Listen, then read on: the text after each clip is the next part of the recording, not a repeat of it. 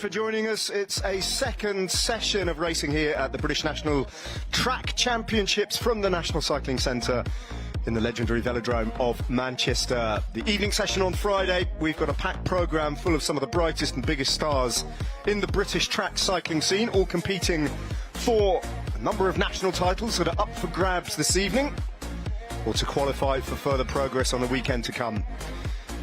People of Manchester making their way in their thousands tonight into the velodrome to escape the gloom of a February evening in Manchester and to be royally entertained by the athletes on the track. And the racing is about to get underway as we prepare for the first of the women's Parab finals in the sprint discipline.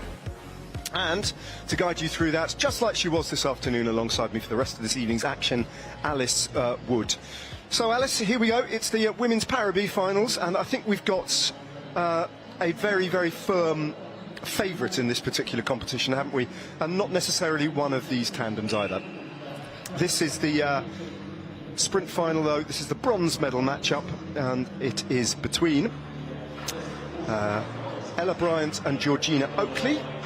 And they go up against the pair from Beeston, Selvi Krishna and Eva Hawke. This one's a little bit harder to call, isn't it? But probably Bryant and Oakley would be the favourite of these two. Yeah, more difficult to call, I would say. We haven't seen this pair come up against each other yet today, and we have seen a very tactical race. So we can see the Beeston pair holding the others up against the fence a little bit more, trying to make them go the longer way round as we head into 2 laps to go, just under now, but really looking to drive now into the final lap.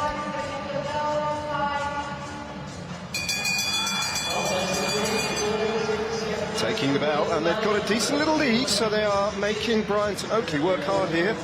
Now they need to come with a rush down the back straight, and they're not making progress, and this could be a steal here for the pair from Beeston. Great ride, they're going to hold them off now. And they're going to take the first of the races a little bit, as we were alluding to, against the odds. That's a terrific performance from Selvi Krishna and Eva Hawke. A really good performance, and tactically really on nice point there, yeah. Definitely. Holding them further up the track, making them go the long way around, and just kicking and getting that advantage with about a lap and a half to go, and they weren't able to come back. So we'll see them back in action in a short while, and then it'll be sudden death effectively for Bryant and Oakley. They're going to have to win that, otherwise they will go home medal-less from Manchester in this discipline. So good opener, little loosener to get the crowd warmed up, and next on the track we'll have the men's sprinters, after we've seen this duo in action, of course. Race 1 now. This is the gold medal pairing, where Sophia Unwin and Jenny Holl take on Georgia Bullen and Miriam Jessett, who will be underdogs against a pair in the shape of Jenny Holl and Sophie Unwin, who in the domestic scene and internationally do tend to sweep all before them. They're strong, strong favourites here to take the gold medal. Definitely, they've got multiple Olympic and World Championship medals and jerseys to their name, and of course national titles as well. So Unwin and Holl going to definitely be the pair that can lose this today, I would say, and have a lot riding on this for them. The stronger pair that we think, but tactically also needing to get that right in this final. There is Sophie Unwin, picture of concentration, as Bullen and Jessett take their place alongside them, and they'll have learnt a little bit from the heat that we've just seen, or the race we've just seen between Krishna and Hawke. Make the favourites work. And they've got the inside line, they'll lead off now, and they too, I think, will be looking to do something similar and hold their rivals as high up on the track as they can for as long as they can. Make them go the long way round. Definitely. And also this is a competition that has been going on throughout the day, so they'll have learnt from the rides that the other pairing have done throughout the day, and to work out what tactic is preferred for them and try and use that against them. The massive advantage that Jenny Holl and Sophie Unwin have is just the raw wattage that they've got at their disposal. If they sense an opening, they can be devastating, and every race that they've won so far here in Manchester, they've done so convincingly.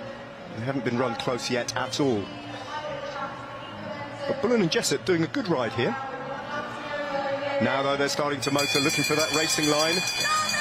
And coming sweeping round with a belt to go on the outside, forced to go the long way rounds.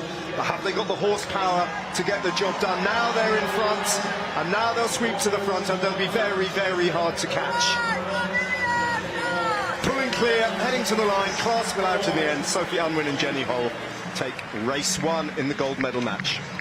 And we can see how smooth they are riding together, the pairing that have ridden together on this tandem thousands and thousands of kilometres, and in so many races we can just see how fluid they are pedalling together, and it's something that can be really difficult to do on a tandem and something that's hard to get used to as well.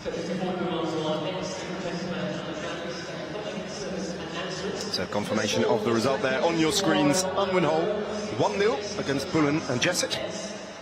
Repeat that next time around, and the gold medal is theirs.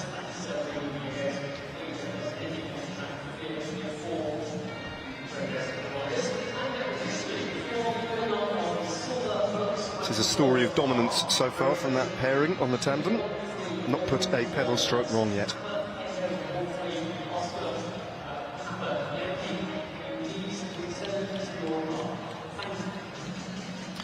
So next up, we're going to have the men's sprint semi-finals.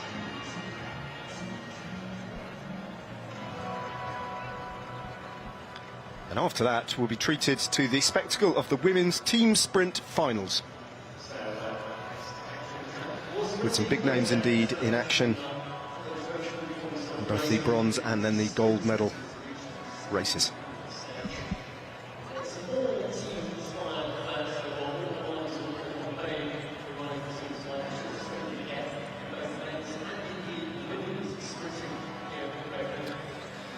Right, the first of the semi-finals then.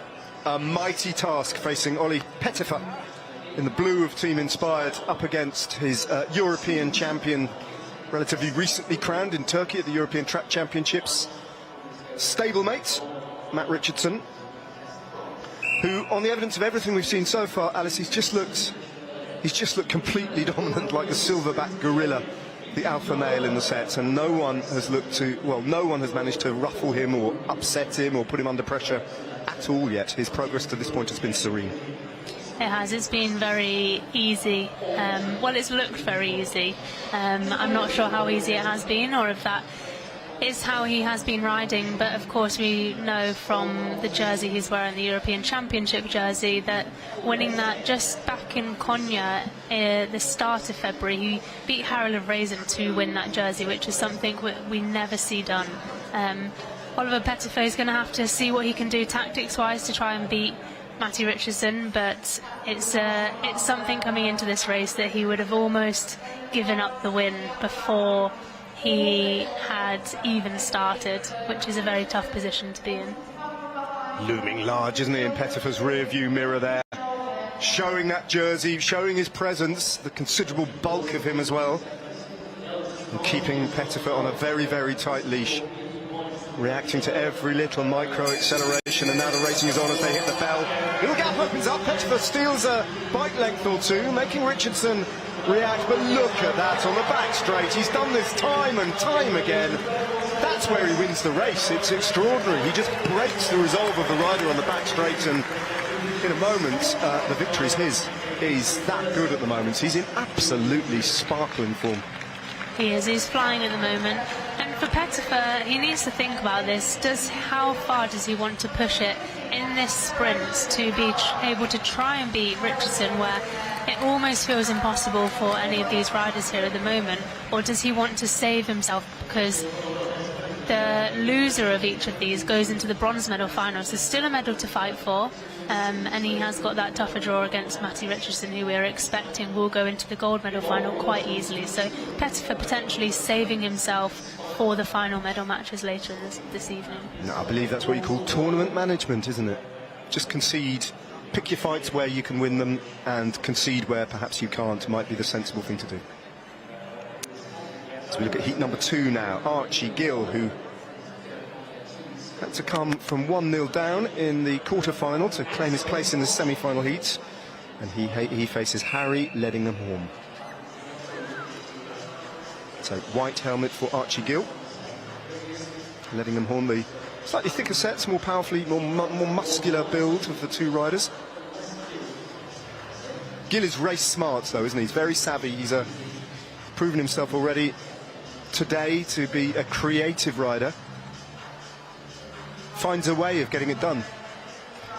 Yeah, definitely, and the younger of the riders as well, so still learning a lot about these riders who he will begin to train with as well, but tactically, just like you say, really using that to his advantage, able to now follow Harry Ledingham Horn and try and get the jump on him. Commits to the outside and gets past him, and now will try and take the racing line, and that's a big move now. He'll take the bell with a lap to go, looks round, sees that he's got a gap, tries to grow it, establish it, holds Ledingham Horn at bay, but Ledingham Horn coming with a charge down the back straight, shuts down Archie Gill, Gill responding, it's going to be tight to the line, Ledingham Horn with a charge, and takes it against Gill then. That was a terrific race between those two. Ledingham Horn was under a lot of pressure there. Gill made him work very, very hard for that, but he held his nerve.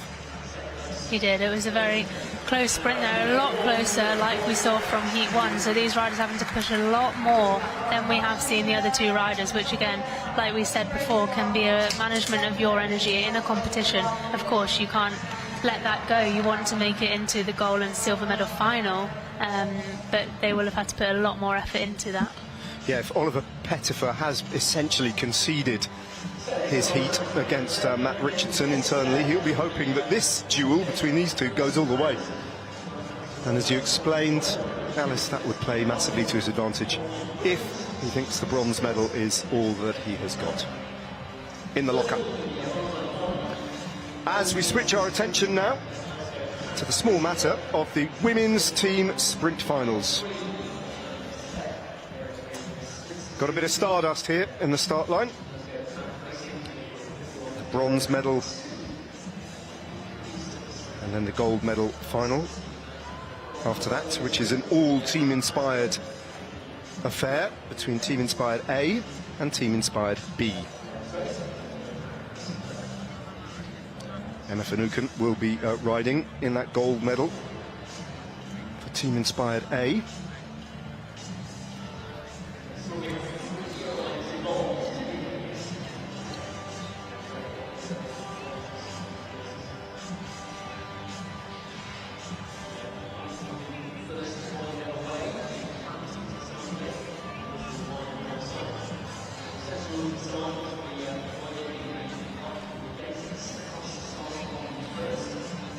Worth just explaining the rules of the team sprint, Alice, how it all unfolds, what the principles are and what the regulations are and how it works.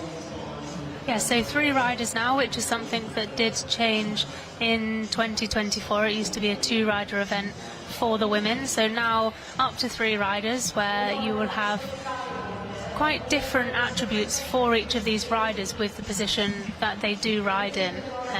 So a more stronger, punchier rider that can do that shorter effort but really get the team up to speed, being in P1 at the bottom. That's the rider in the gate.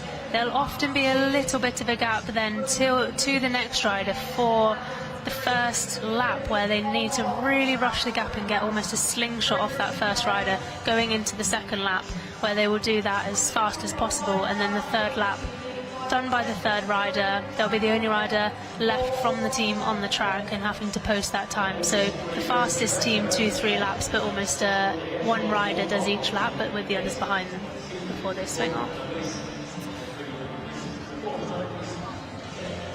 So your most explosive rider, first rider off, and then it's a slow gradation down to riders who have more endurance attributes to round it off as you work through your numbers. That's the Glasgow Track Racing Club team of Madeline Silcock, Ellie Stone and Sylvia Mishpal. And they face off against the team on the other side of the track, the ODS sprint team of Bronwyn Howard-Rees, Eve James and Charlotte Wardrop. As a hush descends, the music is faded down, and we're about to get the bronze medal team sprint underway.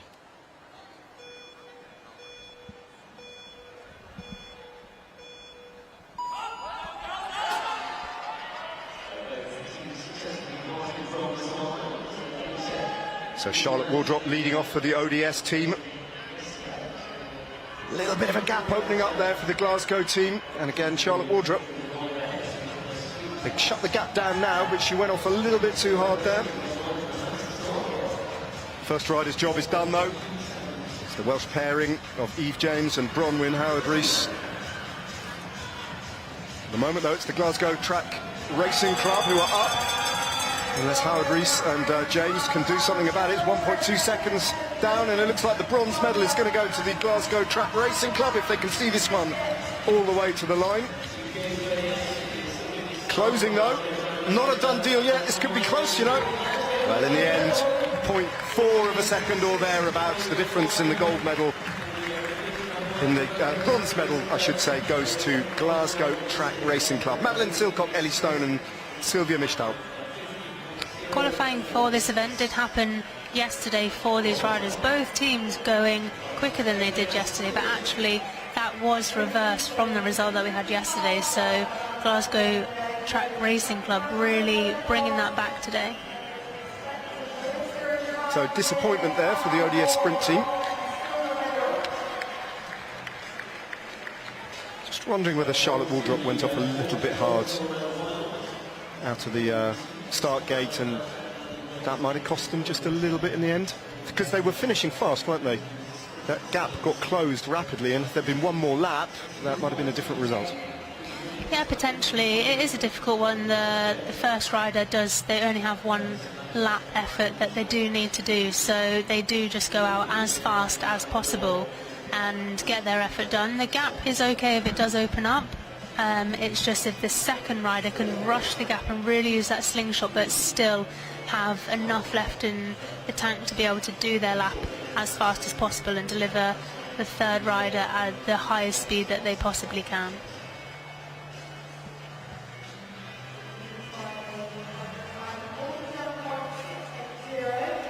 So Team Inspired A now for gold medal of Emma Finucane, Rihanna Parra-Smith and Larry Thomas.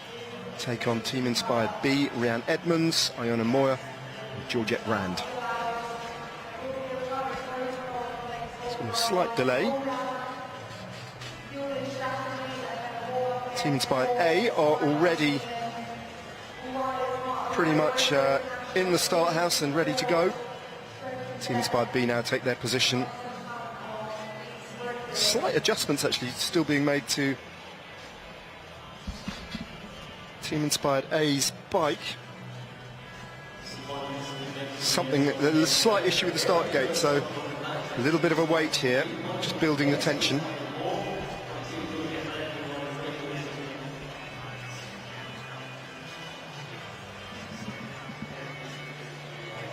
Rihanna Parra-Smith stands by, awaiting her moment to mount her machine, patiently waiting.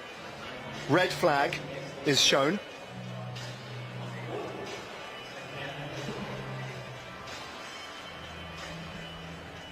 And Parra-Smith now installed, clipping in, and it looks like we are good to go. So Rhiann Edmonds, racing for the B team, was part of the winning team of last year in the company of Lauren Bell, who's the reserve for Team Inspired A, and Laurie Thomas. They took home the national champion title last year.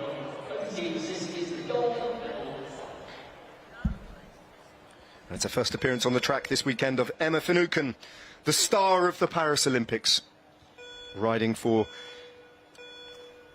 Team Inspired A.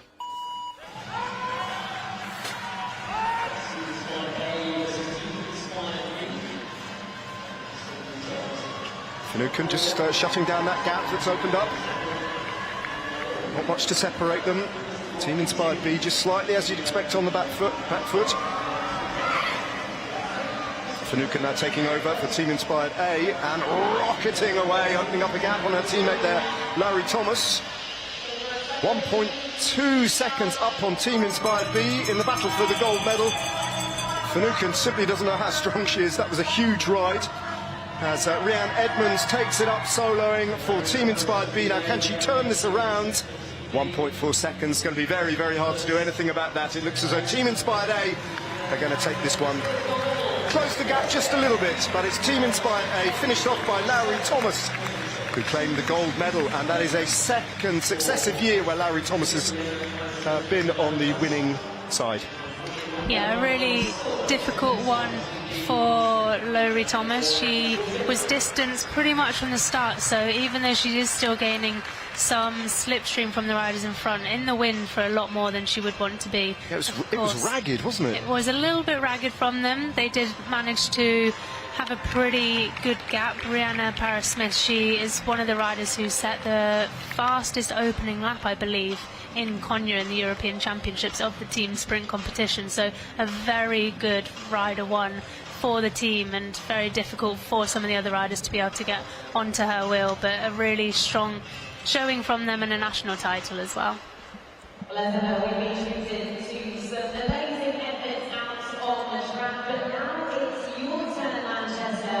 We want to hear from the proudest and most passionate supporters from the stands. So we're going to take a bit of a check on sound levels, because as they say... So we look at the women's Parab finalists. Just getting ready to do battle again in their second race.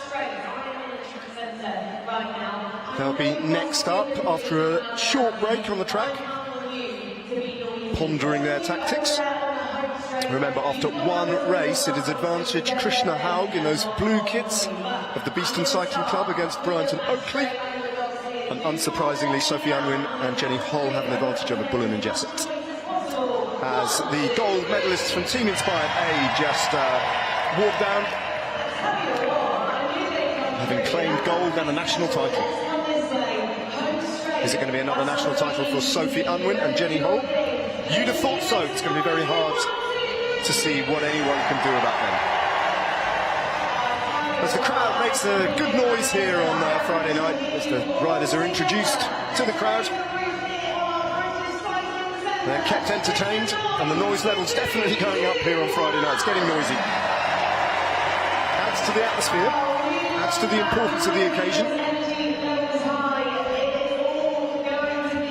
And I think the crowd here, many of them will have been drawn to the track, Alice, just simply to get a glimpse of Emma Finucane doing her thing, because she did emerge from Paris, didn't she? There she is, Emma Finucane, as one of not just British cycling's star performers, but the entire Team GB who went to the Olympics in whatever discipline. Emma Finucane had a stellar Olympic Games.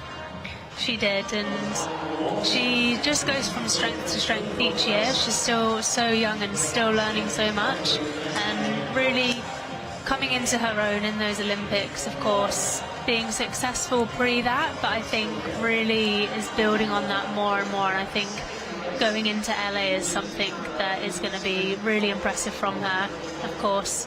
Also, with the world titles that she's won, with the team sprint as well, there was obviously Sophie Capewell, Katie Marchand winning the gold medal out in Paris, but it was a success that Finucane also had in the individual events. So what an opportunity this is to claim the bronze medal for Eva Haug and Selvi Krishna. Haug on the front, the pilot, and up against Ella Bryant and her pilot Georgina Oakley, who we're looking at, who you'd have thought went into race one as the favourites, but they were outthought and outridden by this pair from Beeston in the first race. I tell you what, there's not much time to recover, is there, in between these races? That has come around very fast indeed for these athletes. Yeah, not much time to recover at all, and what's going to be different this time is from the last rounds that they did, the position at the starting on the track is the opposite. So Brian and Oakley now at the bottom of the track, so they potentially can do what was done to them last time, where they can hold the team from Beeston further up the track and make them go the long way round. And would it be right to say, Alice, that that advantage in this discipline on a tandem is actually exaggerated compared to just an individual rider? The advantage of having that inside line is a little bit exaggerated on a tandem, isn't it? Because there's just that degree of less manoeuvrability. Yeah, less easy to move, but also much more difficult to get the bike and the two riders up to speed as quickly as it is for just one rider. And I don't think the height of the track makes quite as much difference. So we can see they just want to try and get around the top of them as quickly as possible, and it is seeming quite difficult for them to do so. Going obviously further around the track, being higher up the track, is a much more difficult thing to do. Take the bell with half a bike length of an advantage. Now they've got the racing line though, and it's down to Bryant and Oakley to try and get past them somehow. They've opened up a gap, and they're going to see this one out unless they can come with a real charge late on. That's it, that's the bronze medal, and it goes to Beeston's pairing of pilot Eva Haug and her rider Selvi Krishna. So congratulations to them. They come away with a bronze medal from the Manchester National Track Championships. Really grew into that competition. There were two very impressive races, and they have won that bronze medal 2-0.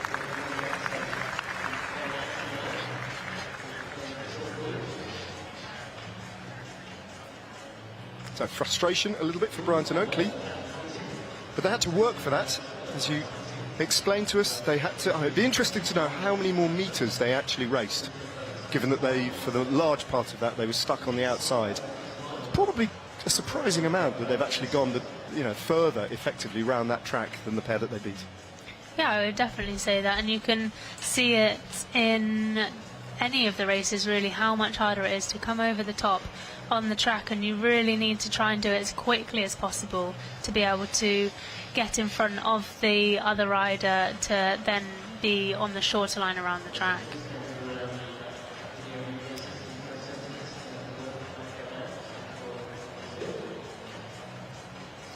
So job well done for Krishna and Haug. They dismount and they can get ready for their medal ceremony. In the meantime though, we've got what could be the last race here, unless Georgina Bullen and Miriam Jessett can do something quite remarkable and win against a pair who've looked completely invulnerable. As dominant in this discipline as Matt Richardson appears to be in the men's individual sprint. They have swept all before them to this point, so it would be a huge upset if this gold medal match goes to a third and decisive race. But you never know. They're going to have to believe, and they're going to have to be creative, and they're going to have to make Unwin and Hull work incredibly hard if they're going to upset them. Jenny Holt, the pilot here on the front, always looks so relaxed, doesn't she? She does, but like we said, she has done this so many times. She knows exactly what she needs to do. And of course they're going to have confidence from the rides that they have had already today in this competition and how much more dominant they are as a pairing. But like you say, she always looks very comfortable in this situation and like she's having a great time. And they've got the better draw here in this match, haven't they, in this race? Got the inside line. So Bullen and Jessett with it all to do.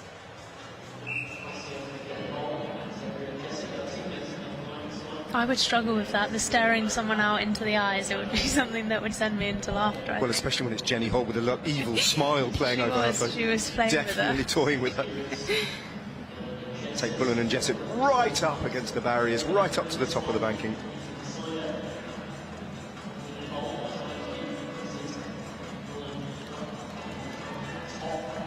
And needing to be confident on the bike as well is the throwing around that you can do as soon as they start to dart down to the bottom of the track. It's something that does happen quite quickly, and the stiffness of these bikes as well is so much that it can be quite a lot to throw you off, I would say. Well, they're in the slipstream of Unwin and Hull, but they're going to have to get past them on the outside, and it's going to be an almighty task. Now they have to throw the kitchen sink at the pair in front of them, but there's nothing that they can do about it. It's a march to victory. The margin of victory, not huge, but it didn't need to be, because Jenny Hull and Sophie Unwin had that completely locked down. Frankly, through all the qualifying rounds and right up to the gold medal ride, they were without equal in that discipline, and they win the national title comfortably. The class act that is Jenny Holt and Sophie Unwin. That said, You have to credit Georgina Bullen and Miriam Jessop, but they were taken right up to the top of the banking, and it was almost as if Jenny Hole was saying, if you're going to do it, you're going to have to do it now, and you're going to have to do it from there. And it was a pretty terrifying proposition. Yeah, and just slowly winding up the speed as well while they were at the top of the track, and then using the banking to build even more speed. So it was going to be almost impossible for them to come around, but giving it their best shot.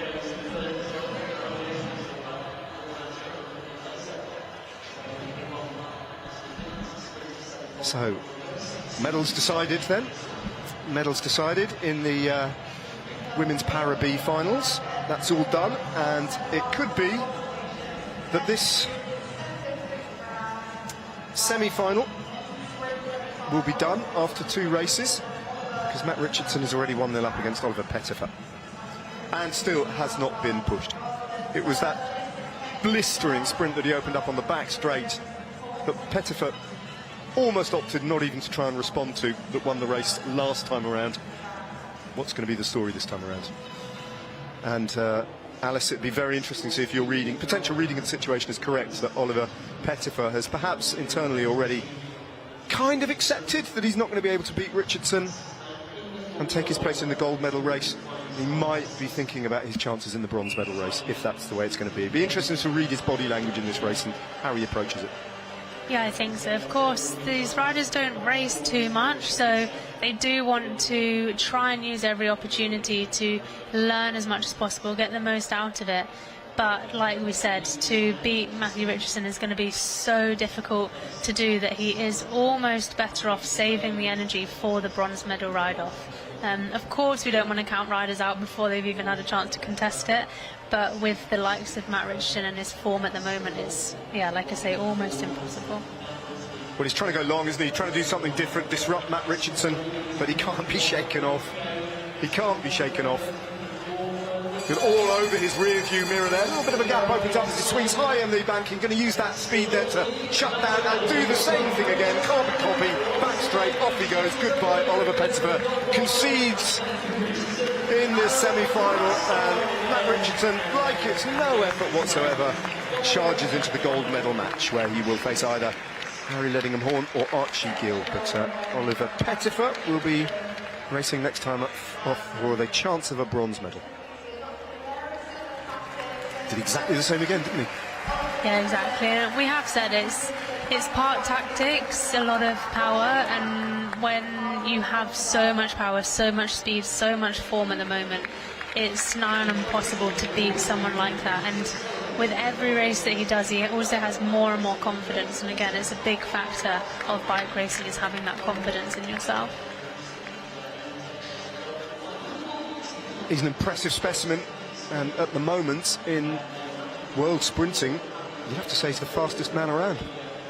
Yeah, definitely, with his 200-metre world record that he did specifically target in Konya last year. It's not always something that riders would do, but he wanted to do it. He wanted to be the fastest man on 2 wheels, so he went out there and did it. But again, at the European Championships, he was the only rider to go under 9 seconds out there, so a lot of form there, very fast, and at the moment definitely the fastest track sprinter that there is. So Archie Gill leading off here with it all to do, has to win this race, otherwise he will be racing Ollie Pettifer for the bronze medal next time around. Harry Ledingham-Horn 1-0 up in this match.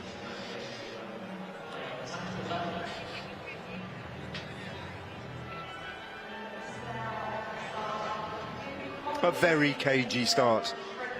It's cagey, but this race, like we saw previously, a lot closer, so tactics definitely coming into this a lot more than what we saw in the previous race. Gill taking Ledingham-Horn right up to the top, trying to coax him onto the fronts. Almost coming to a track standstill as they drop down again.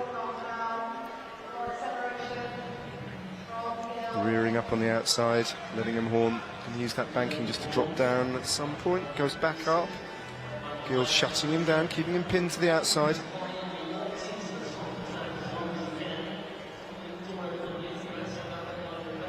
Now the battle commences, and the first big move comes from Ledingham Horn. They'll take the bell almost side by side, veering up to the top of the track. And Ledingham Horn almost flashing a wheel in the direction of Archie Gill there. Gill now pulling away Ledingham Horn down the back straight, has to make this pay. And this is what happened last time. He did have the finishing speed last time, and once again he's got that edge in the final 10-20 metres, just a rush past Archie Gill when it really mattered. And he has the awe-inspiring task now, Harry Ledingham Horn, of trying to prize the gold medal out of the hands of Matt Richardson if he possibly can. He will go into that gold medal match-off. Archie Gill will face Ollie Pettifer for the bronze. That's fascinating that both in both those heats they played out in almost identical ways to the first races. That was very, very similar to the way that you won the first race as well. It was very similar, and like we said, a much closer match for these two riders, having to race all the way to the line. Harry Ledingham Horn now definitely has himself a silver medal, but will try and fight for that gold medal against Matty Richardson.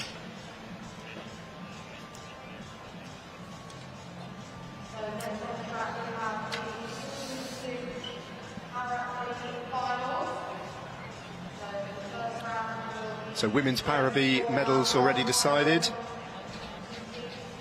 The men's sprint final, gold medal and bronze medal match still to come this evening. Now we have some more finals about to take to the boards. It's individual pursuit for the men's Parab finals. And the bronze match first of all.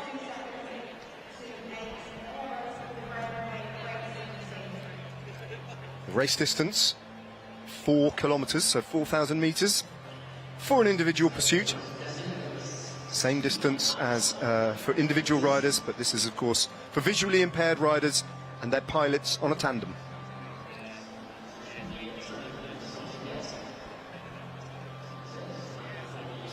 Matt and Brearley. Their opponents on the other side of the track will be Wilkins and Duggleby.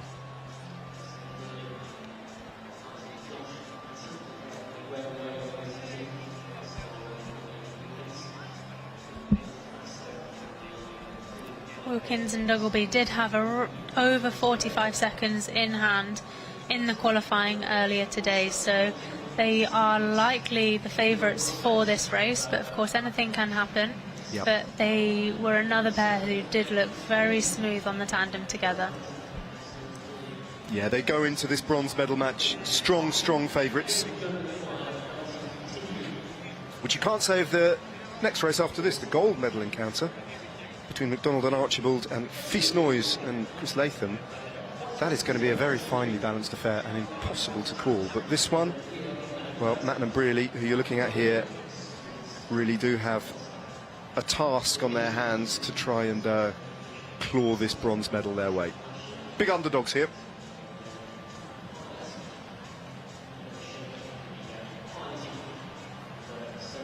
The bond between the pilot and his rider speaks for itself, doesn't it?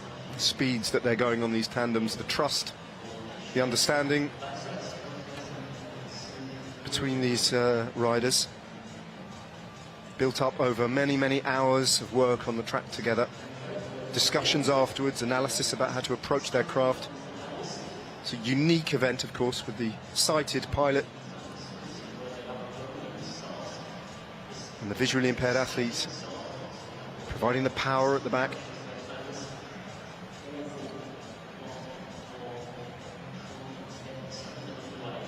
But I think you're right to point out that Wilkins and Duggleby here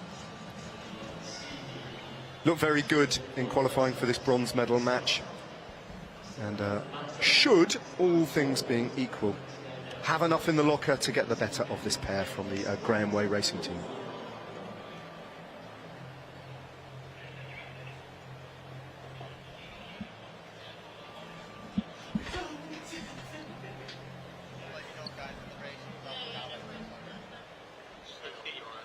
Deep breath, off we go. 4,000 metres, individual pursuit.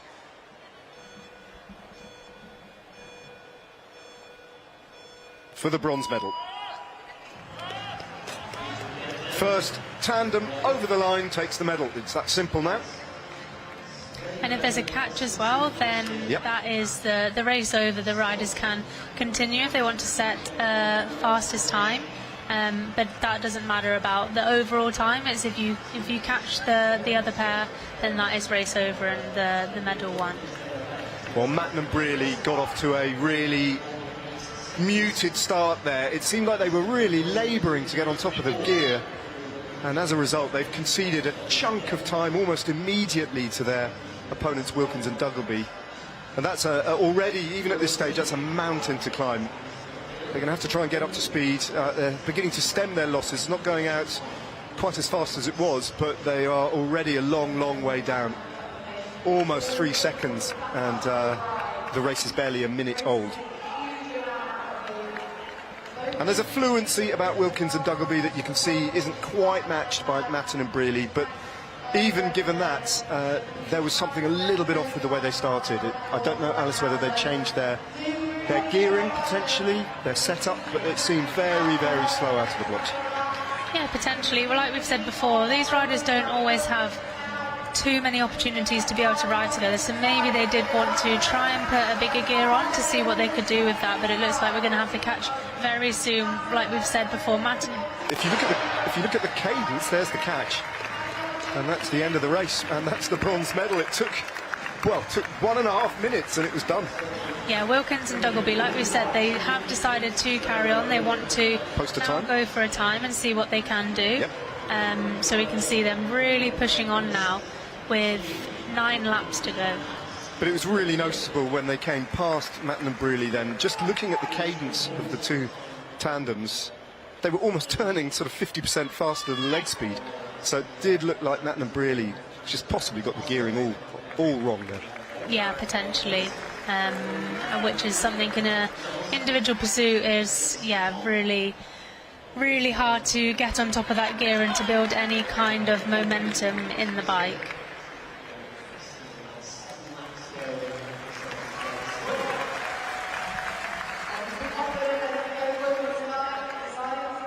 Well, the bronze medal already won. They can relax into this and just enjoy the track all to themselves and see what they can do in terms of posting a time. Yeah. Cheered on by this crowd. 4:15.5 is what they did this morning, so they'll definitely be hoping to be able to better that. And again, like I said, not too many opportunities to be able to ride together, so making the most of this and seeing what they can do in back-to-back rides.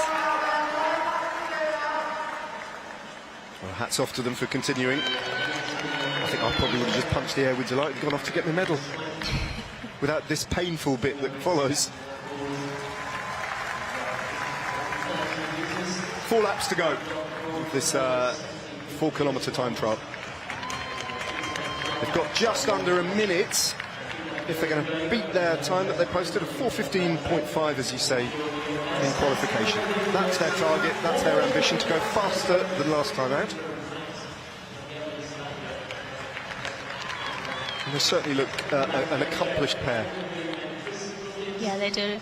Looking pretty fluid together, riding well, holding that position as well. Got a really good aero position there, the both of them, tucking in, and now pushing on. A lap and a half to go now for them. It's going to be tight. They're going to take the bell next time around, but I don't think they're going to beat their time of 4:15.5. 14 seconds for this last lap of 250 metres. Around they come. The bronze medal already secured, just finishing it off in style. They're going to be a little bit slower than they were in qualification, but there's not much in it. 4:17.11. They'll be disappointed they couldn't improve on their time in qualification, but that disappointment won't last very long because they have comfortably dispatched their opponents in this bronze medal match and will take some, I was going to say silverware, but I mean bronzeware away from Manchester. They will, and I think being able to back a ride up that close to what you've done in the morning is still a really solid ride, and they will learn from that and see where they may be able to improve going forwards.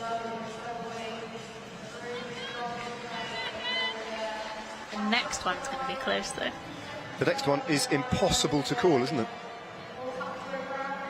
It is two very new pairings that we have coming up, but were very close in the qualifying that we had this morning. Of course, only needing to post the fastest 2 times to make it in. There was only about half a second in it at the end, but with them against each other on opposite sides of the track this time, maybe something that we may see be a bit closer. Morgan Feast-Noyes with his background in rowing, and Chris Latham faced that duo there in the yellow and black kit. That is Chris McDonald of the PDQ Cycle Coaching Property Elite, and John Archibald, who's a consummately brilliant pursuiter. Chris Latham, the world champion, courtesy of the World Championship that he won with another tandem partner, which is something of an anomaly, isn't it? A little bit questionable, I think, whether or not you should really wear the rainbow bands that you won with a different partner, but I guess on the other hand, if you won the rainbow bands, you wear them, don't you? Yeah, exactly, and always nice to see rainbow bands at the national championships at home as well, on a home track for Chris Latham. So, like you said, showing it off there. John Archibald nods to the commissaire to say that he's set. Chris McDonald on his wheel.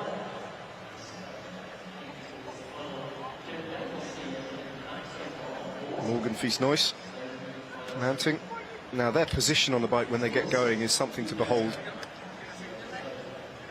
That forehead of Nice-Voice will be buried in the lower back, stroke upper buttocks, let's be anatomically correct about it, of Chris Latham. And he will get as low as he can, tucked in on the wheel of his more heavily built or taller pilot in front of him. These two riders very physically evenly matched, aren't they? Similar physiques. And this is a bit more of a big man, little man routine. But yeah, in qualification there was nothing to choose between these two, and it's the toss of a coin as to which of this pairing come out on top. Good start though from Latham and Feast-Noyes. They've got on top of their gear a little bit quicker than Archibald and McDonald, but a slightly more muted start and building into the pursuit. That was a feature of Archibald and McDonald in qualification, so even if they do concede a little bit of time here, they know how to build back in. Yeah, definitely, and like we said, very new partners to each other, so even with the ride that they did earlier, I think it may have been the first time that they've done this in competition. And training is something that is very different, so they will have even learned something from the rides earlier, and to maybe be surprised that there is another pairing quite as close to you is something that can definitely give you motivation to make those changes. The deficit for McDonald and Archibald is stable now at just inside 2 seconds, and they've shaved a 10th off. So Archibald and McDonald are now just getting into their stride a little bit. Watch that time gap.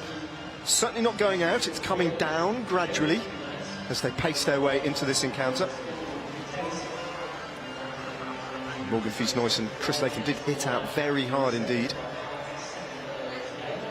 Continues just to chip away at that time. They are, at the moment, the faster of the pairing on the track, Archibald and McDonald.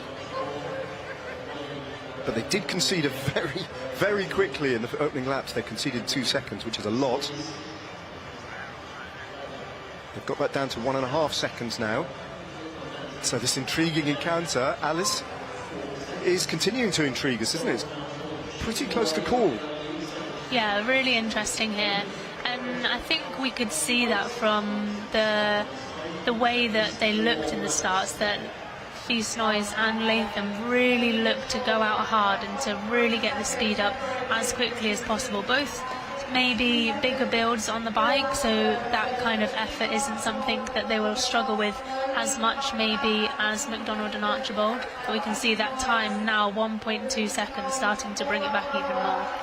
Well, they get it inside 1 second, then it really is game on for McDonald and Archibald, but Latham and Feast-Noyes holding them at 1.2 seconds at the moment, and they're beginning to run out of road. Just a couple of laps left. 1,500 metres left in this encounter. Down down to just over 1 second now, so they're continuing to make roads. It's going to be very tight if this carries on. Inside a second now, 0.95. McDonald and Archibald doing what they did last time out. But the meters are running out, time's running out. Going to be very close indeed. Still got 0.8 of a second to make up.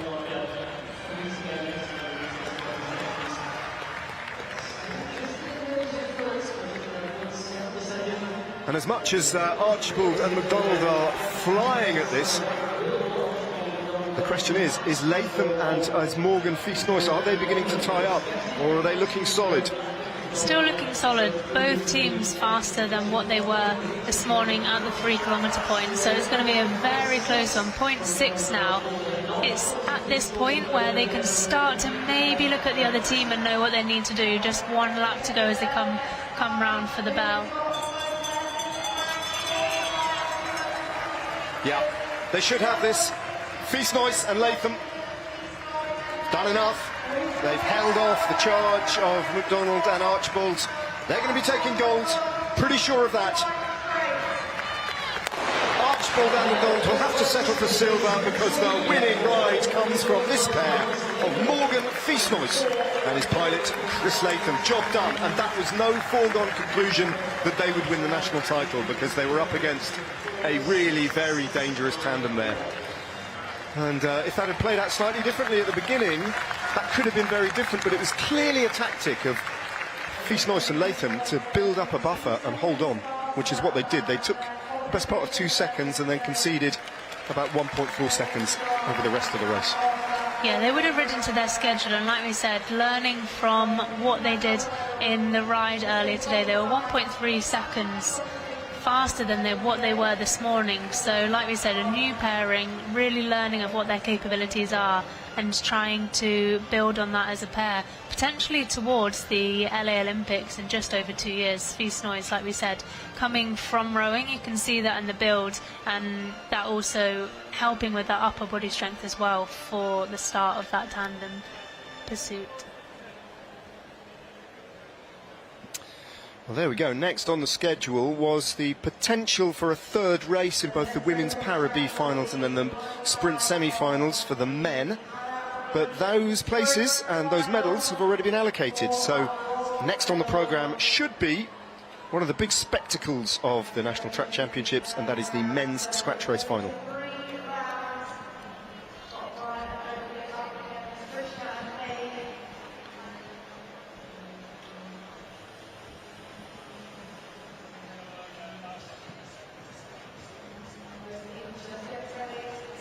It does look like we have some tandems lining themselves up for a sprint. Well, was there something that we missed in terms of Commissaire's rulings? Was the result of that second race overturned? That's all I can think. Well, because it does look as if we have got a third race in the women's Para B finals. Yeah, relegation. That passed me by. So Krishna and Haug were relegated after their victory over the line against Bryant and Oakley last time around. So we do go to a decider in the women's Para B bronze medal match. I didn't really notice anything untoward in that last match, but obviously the commissaires picked up on something. No, I also didn't notice anything. Commissaires will have looked back at it many times and made that decision. So now we have the third round, and of course it's now, like you say, the best pair goes through to get their bronze medal. Yep, sudden death for the bronze medal, which is hard psychologically, I think, for Selvi Krishna and her pilot Eva Haug to digest, because they would have thought as they crossed the line in first place, they would have thought, that's it, we've won the bronze medal. Commissaires have decided otherwise, and now they have to do it all over again. That's physically very demanding, isn't it, and psychologically just as hard, I would imagine. Yeah, definitely having to do it again, and they will have obviously heard about the relegation a lot sooner than we have, we of did. course. I mean, we saw them lining up, so of course they knew about it, but they would have been informed almost straight away, so they were able to rethink about what happened, to fix it, to recover, and then to warm up again for this round. So same task applies. The pair from Beeston just have to hold Bryant and Oakley on that outside line, and they do a really good job there. And again, they're going to come with a charge, but they've got a gap, and at the moment, I think they've got the legs to see this home. No coming round for Bryant and Oakley. So the second time of asking, Selvi Krishna and Eva Haug have now got the bronze medal, unless the commissaires once again have seen something that we've missed. But that looked a very clean race, and that looks like that bronze medal is now theirs for keeps. Definitely earning that, having to do it 3 times over, winning that race, and they'll be very happy with that and picking that up on the podium later tonight.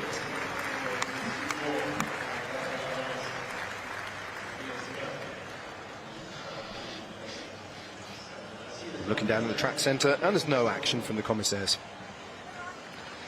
So we can be confident that now that is the bronze medal tandem.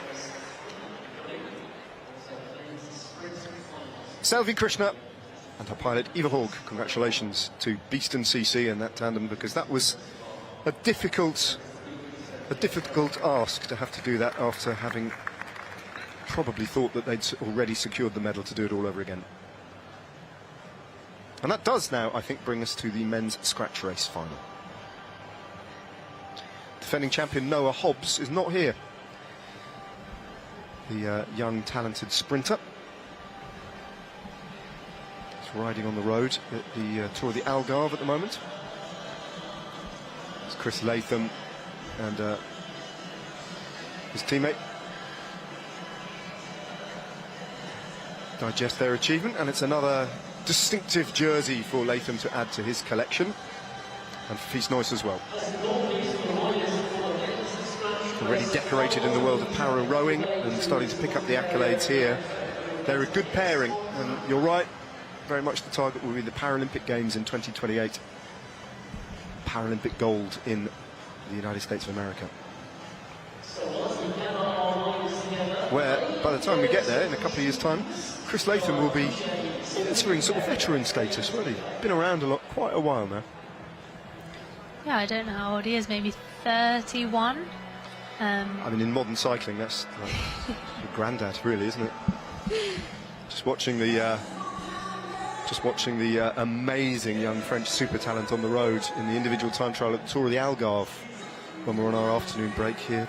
Alice Paul Sexas, who the French nation at the age of 19 are suddenly starting to believe will one day genuinely challenge to win the Tour de France, which would be an extraordinary thing, isn't it? He's already winning races against the best in the world at the age of 19. Yeah, it's very impressive, and like we've said before, juniors going straight into the World Tour, some of them winning races already as a junior. It's very impressive from those riders. So yeah, maybe 31 is getting pretty old. Just saying. But yeah, definitely still will have the LA Paralympics in mind in 2 and a bit years' time.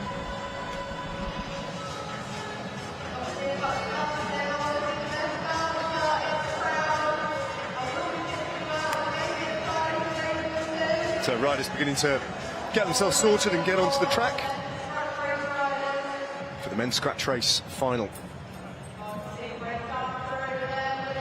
No Noah Hobbs, no defending champion, so which isn't to say that we haven't got a bunch of riders here who could win for the second time or third time even in their career. Sam Fisher, for example, gold medalist in 2024, he's in the start list.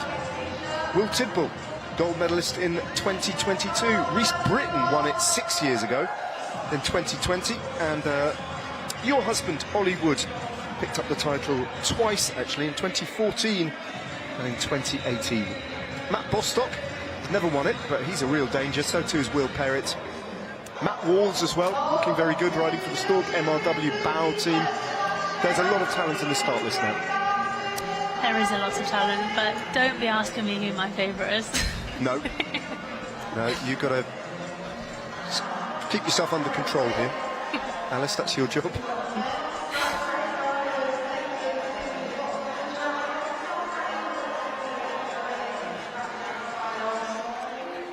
We'll see if they can all line up in order this time, unlike what we saw in one of the heats earlier. So on the start list, all riders will be told if they're going to be lining up on the fence or lining up on the blue band at the bottom of the track. On the blue band, of course, they'll have someone to hold them up, but there is a specific order that they will need to be lining up in, so making sure that they're in the right order for that. Well, the heats were fairly cagey affairs, ridden over a 7.5 kilometre distance rather than this full 10 kilometre distance, which is a distance that allows for a little bit more expansive tactics, potentially, and racing.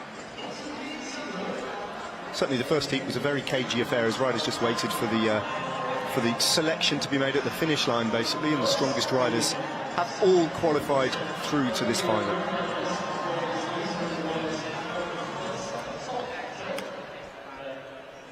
Alice Woods, who is just slightly invested in the outcome of this race, has now for the first time in the commentary booth decided to stand up and commentate, which to my mind just indicates a heightened focus on this particular race. But she has guaranteed me that full neutrality rules will apply in all her comments.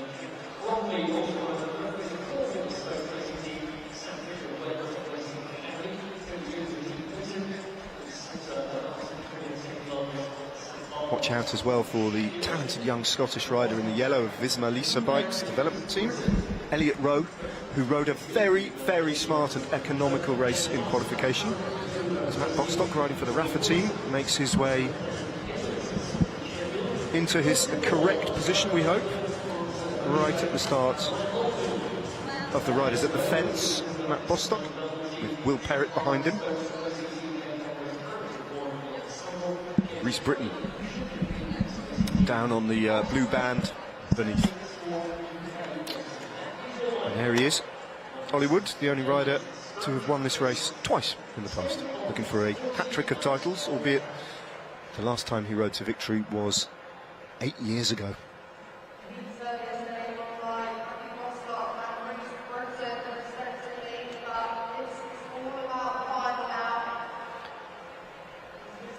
So sit back and enjoy the ebb and flow of a scratch race. It is the simplest, the purest form of mass start racing on the track. First rider over the line wins after 10 kilometres. It's as simple as that, but there is so much more tacticking and finessing to admire, with riders trying to be as economical as possible. Other riders who perhaps aren't favourites or wouldn't really back themselves if it all stays together at the sprint might try and disrupt and go clear, bringing a dangerous group. And then it's down to, if a group does go clear and then attack goes clear, who's going to try and bring them back? Who's going to devote the energy? Well, we'll find out as the pistol goes, the starting pistol, and off we go with the men's scratch race title up for grabs here at the British National Championships at the National Cycling Centre in Manchester. And again, I like this about him. Elliot Rowe is a very determinedly economical, let's putting it politely, rider. He slips right to the back. He pulled out of the line. He was about 2/3 of the way up the line and just decided just to get out of the front of the race and sit on the wheels towards the back. Yeah, he's doing it multiple times. And he's done it again. Look. Yeah, very interesting. He does very little towards the front. Just maybe seeing what's going on in the race, maybe gambling that it may be a sprint race and he doesn't need to do anything on the front. It's going to be a difficult race to control. It is only 40 laps. We have previously had longer scratch races where there's obviously a lot more time to take laps to use a different tactic. We do often see them be very fast and very difficult to be able to get those gaps when the pace is so high as well. But of course, needing to be on the same lap as everyone else when you come down to the sprint to try and get the win. Watch out for that rider in yellow. There you go. He found himself in 5th position there, and look, he's disappeared completely. He was too far to the front for his liking. He drops right back again towards the back.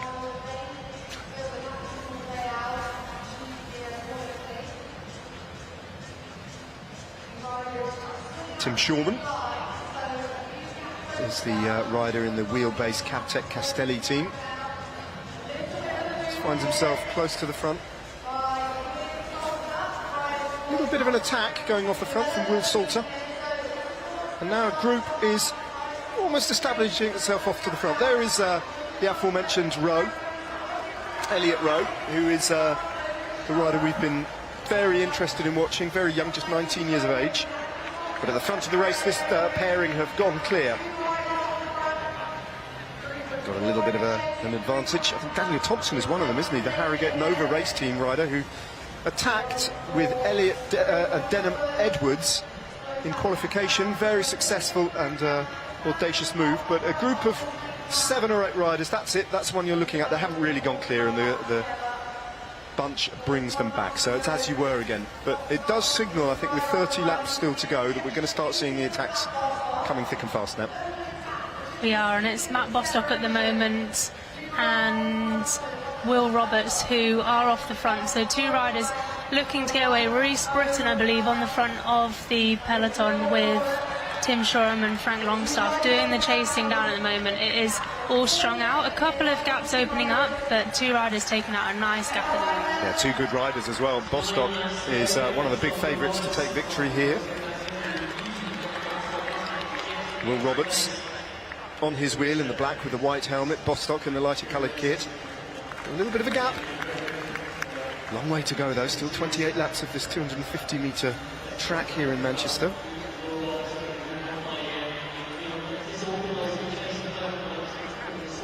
Elliot Rowe peels off the front of the bunch, and they have got around about a third to a half of the track an advantage.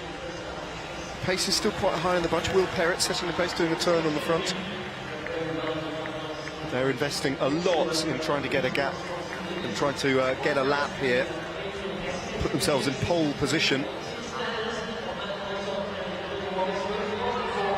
Half a lap they've got.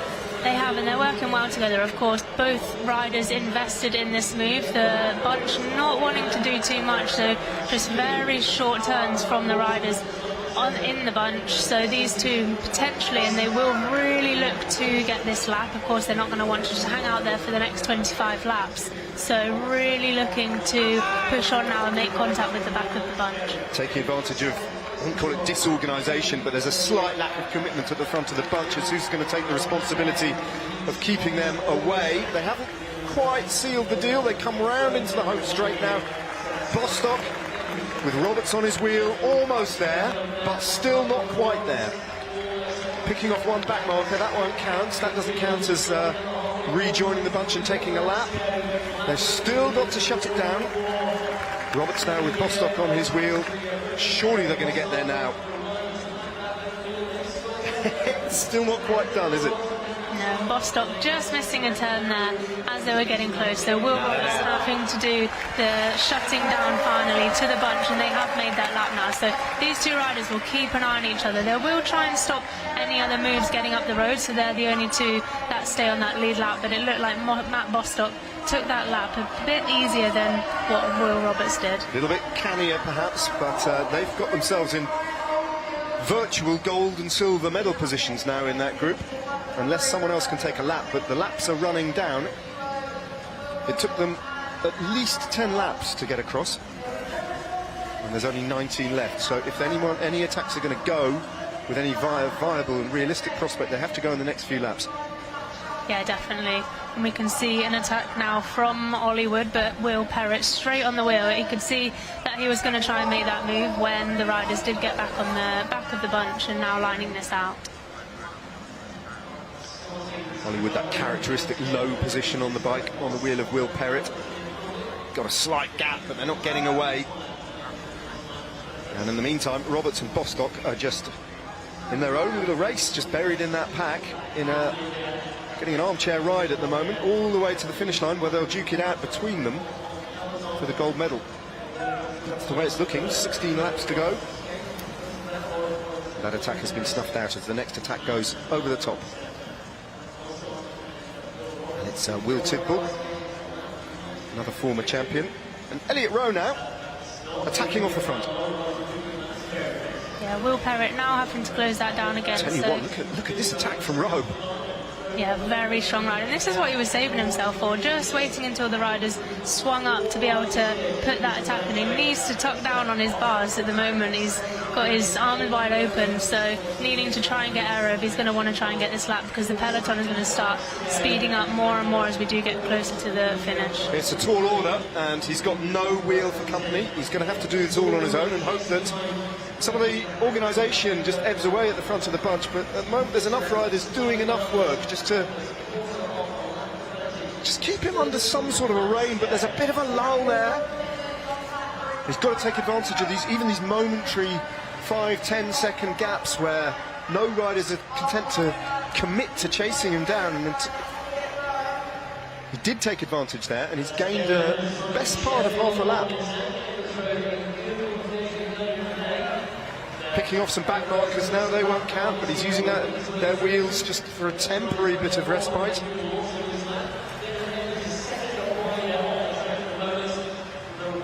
This is the counter-attack, you can see. That's Denham Edwards off the front once again.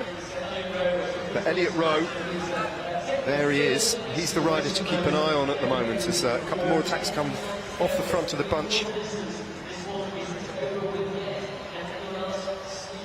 Got at least 4 riders off the front of the bunch now. Elliott Rowe just dragging a few back markers in his wake. Ignore them, they're not really in the race. But a couple of riders have got together, including Will Salter. Do obviously need to keep an eye on Matt Bostock and Will Roberts to see where they are in that bunch. Of course, the 2 riders at the moment who are a lap up, and they will be duking it out unless anyone else does get a lap as well. But with 7 laps to go, it's going to be difficult if anyone gets a lap for them to be able to recover again for the final.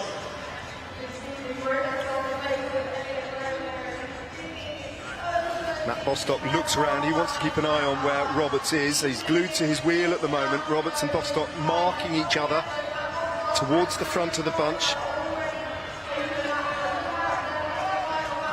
Denham Edwards has got across to that group where Elliott Rowe was. And Bostock has just snuck away in a quintet of riders off the front of what remains of the bunch. And Roberts, I think, is that rider on the front. Just coming round into the home straight.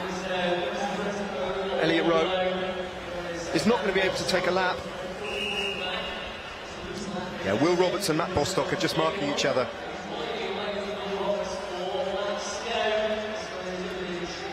So Bostock and Roberts are just locked together. So Hollywood launches off the front of a bunch that is shattered now into 2 different parts, and Elliott Rowe has been brought back to heel. So no lap taken there. The only riders who have a lap are the 2 with 3 laps to go, who are going to be in gold and silver position, as Hollywood just goes off the front in pursuit of a bronze medal if he can. That is Matt Bostock you're looking at there, and where's that black jersey of his big rival for the gold medal? Bostock has got a very fast finish. He is a top sprinter. And probably of the 2, having done a little bit less work, is one of the favourites, and Roberts at the moment is very out of position. He's towards the back of that group, and Bostock's very handily placed here indeed. He is. Bostock just coming off the wheel now of the bunch and really going over the top. He is very secure for that gold medal, with Will Roberts being a lot further back. Well, he's dropped. He's been dropped from the bunch, so this is a victory parade for Matt Bostock, who wants to get over the line in first place as well, just to ram the point home. There he is, Matt Bostock wins the scratch race. A silver medal will go to Will Roberts. And then have you got an eye on who might have got the bronze? I do, it was Ollie. It was Ollie. He attacked, it was a smart move. Yeah. And he's picked up another medal in the scratch race, but Bostock celebrates. Both teammates for the RCC team as well. So first outing for the team, and a really nice result, and a good result there for Matt Bostock. Gold and bronze for that team, separated only by the rider 109, Will Roberts, who just couldn't hold the wheels in the final when it really started to heat up in the last 3 or 4 laps. He lost position and he was out of contention, and from that moment on, Matt Bostock had nobody to worry about in that group. And there's your husband, there's the bronze medalist. You'll be happy with that, won't you? Yeah, I think so. Wanting to pick up a medal, he obviously knew when Matt Bostock and Will Roberts got that lap that it was going to be difficult. He did try and get a lap himself, but using his sprint at the end there just to get ahead of the bunch. It was quite unorganised, with them catching a lot of back markers at the finish, and I think Will Roberts will be very happy with that. When he was getting the lap with Matt Bostock, I think knowing Will Roberts would have quite kind of known that was going to happen, with knowing how strong Matt Bostock can finish, but a very strong result for him.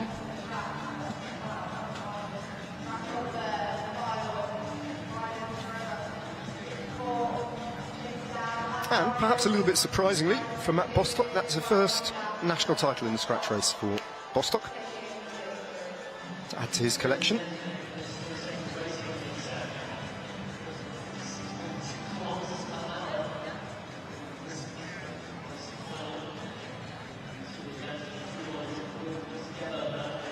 And there is the bronze medal ride. That is Ollie attacking and going off clear to finish alone on his ride for the bronze medal.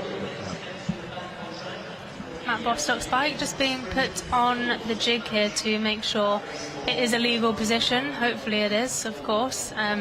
Something that they will also do before all the races, and usually before each qualifying as well. So I'm sure he'll be quite confident about this, but just making sure that the bike is within all the regulations and measurements. Do you often get them measured after the event? It normally happens pre-race, doesn't it? Yeah, it does normally happen pre-race. Sometimes, I suppose, on the track it is easier to take that measurement of the winner, just making it a fairer sport and taking those measurements. Right then, bronze medal battle continues for the sprinters as they start to line up.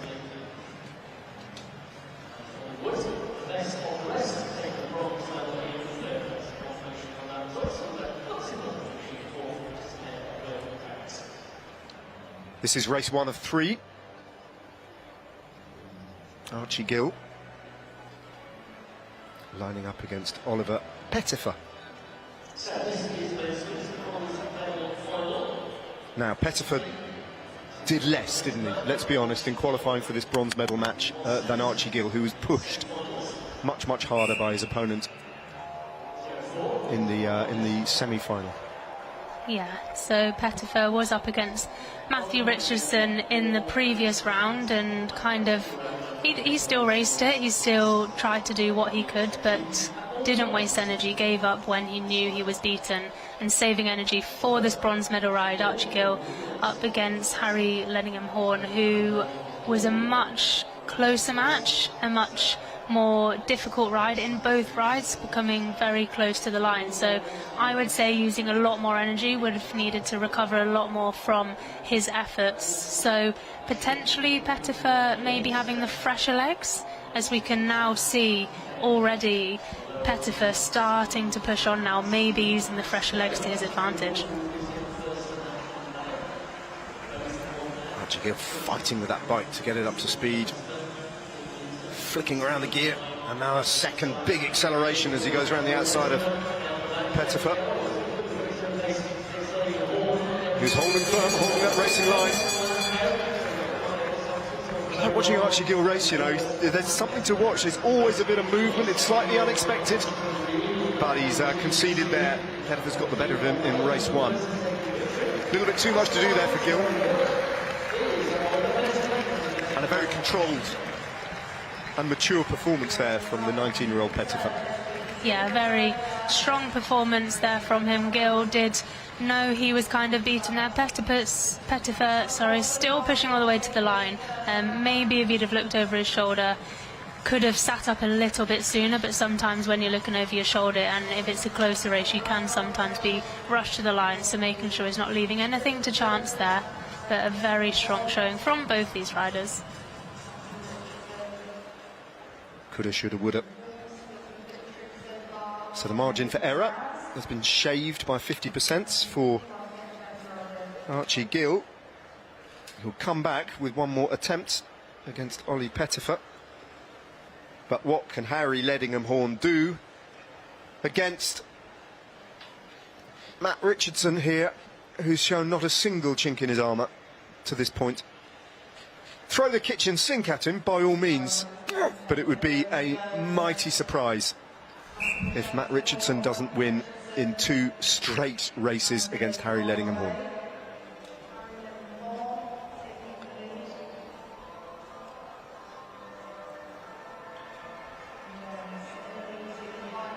Looks so relaxed, Matt Richardson.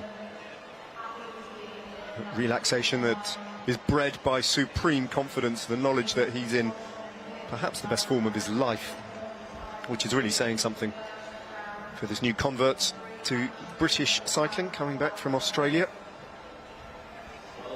to race for GB. What an acquisition it is for the home nation. Ooh, that was tight. Harry Ledingham-Horn.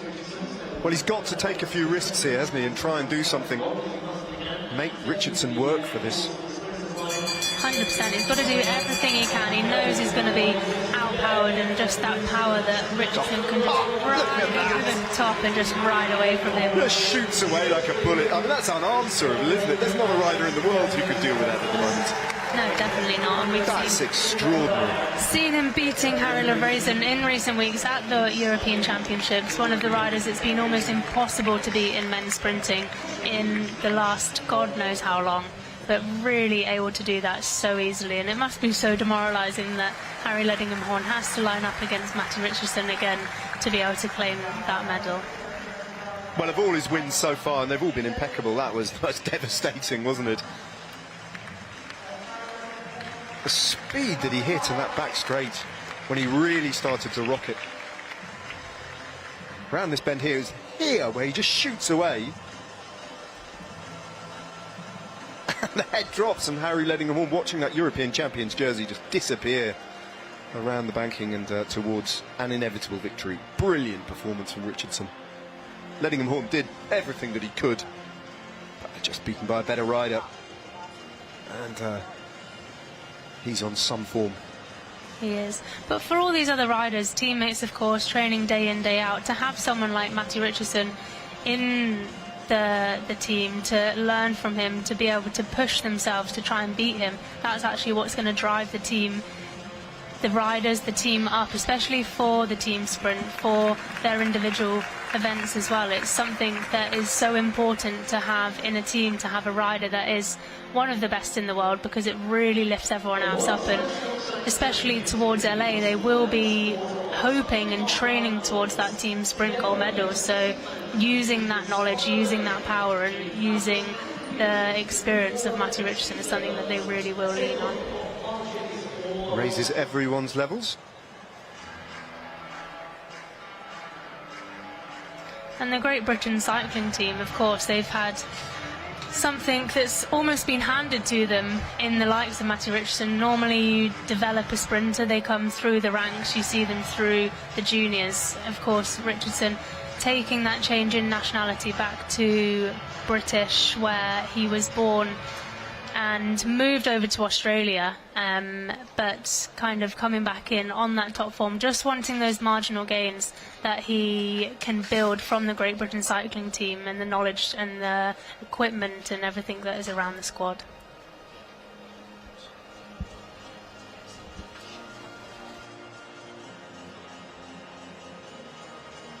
Well, slight pause in the racing while he cools down. He's just one almost inevitable race away from what seemingly is an unstoppable victory. Shaven-headed, fiercely muscular, and quite unshakable at the moment, Matty Richardson. It's been an exhibition stuff. It's been great to watch. And with each successive round, he does it more brutally, more violently. He's quite a phenomenon, this kid. But as I say, a slight pause in the racing while we get 3 victory ceremonies underway. The 3 medal races that we've already had so far.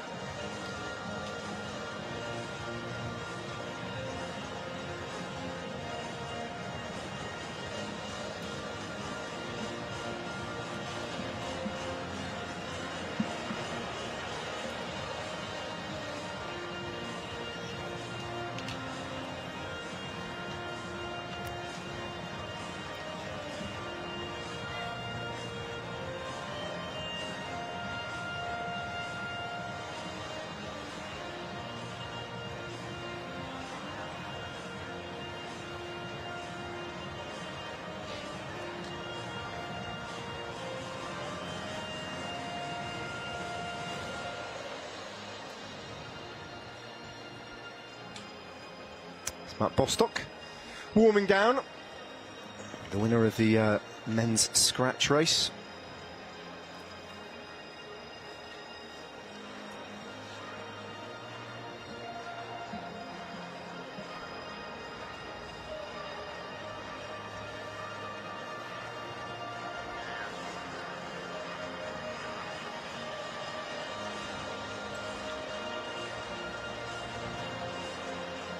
So we're just warming down our commentary voices briefly while we wait for the riders to be presented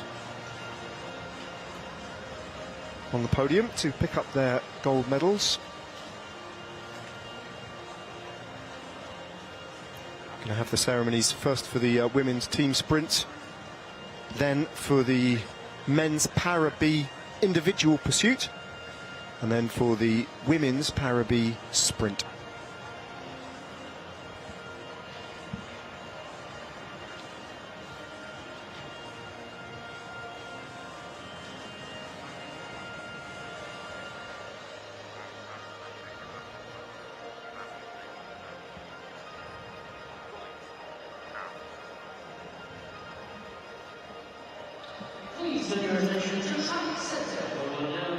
So we're now being called to order, and the winning teams making their way towards the podium to be introduced to the crowd here. And a very healthy crowd it is on this Friday night here at the National Cycling Centre in the Manchester Velodrome, site of so many brilliant performances down the years. Emma Finucane picking up another bit of silverware, another distinctive jersey. How many more in her career? As the third place team are introduced, the bronze medalists for the Glasgow Track Racing Club, Maddie Silcock, Ellie Stone and Sylvia Mishtal. Their reserve rider as well, who wasn't used, Sarah Johnson, also receiving a medal. Happy days, bronze medal to take home from the weekend of racing here in Manchester.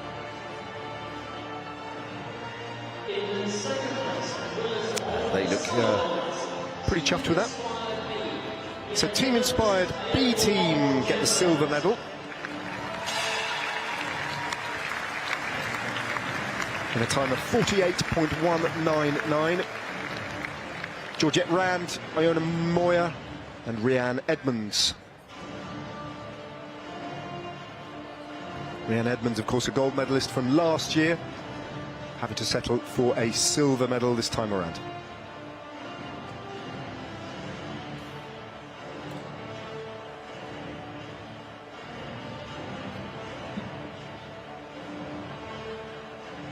No doubt about the winners, though. In a time of 47.223.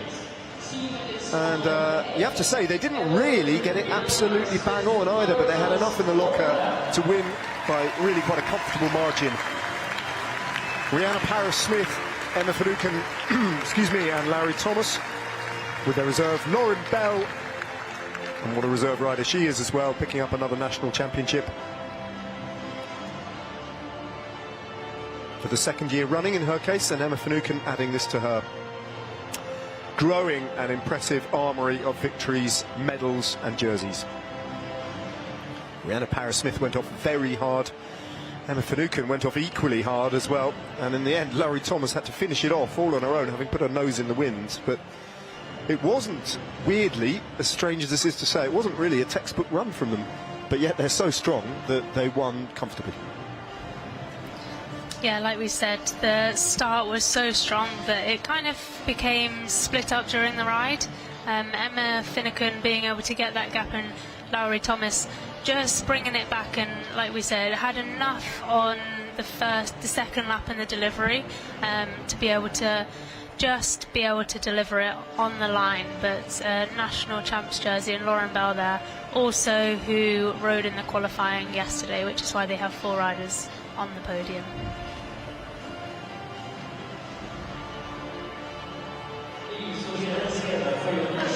Well, the worker bee, the symbol of Manchester Civic Society, very much appropriate, being handed to the winning riders in the team sprint, because They've all played their part one way or another, and a national championship quartet of riders salute the crowd.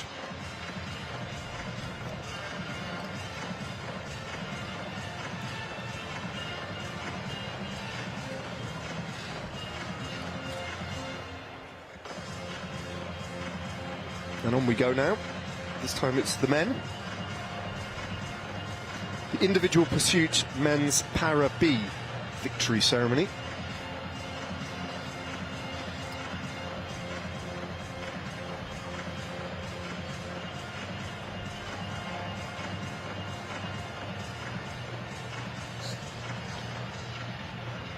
How she's grown in stature in such a short space of time to be one of the big superstars of the sport globally, not just in British terms. I remember seeing her race in the Commonwealth Games 2022 for the first time in my career, and she was so young then, clearly so talented, but she really has risen fast through the ranks.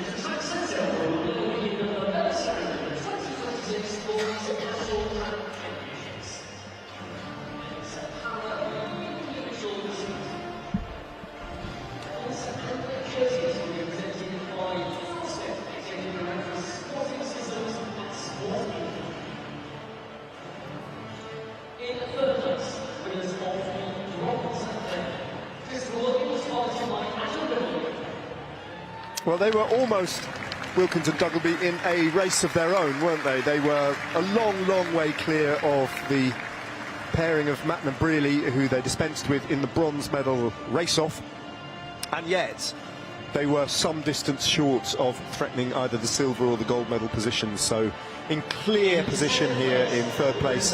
They look really good as a tandem tearing, and there's a lot of room for growth here, but I think they can have no complaints with that bronze medal.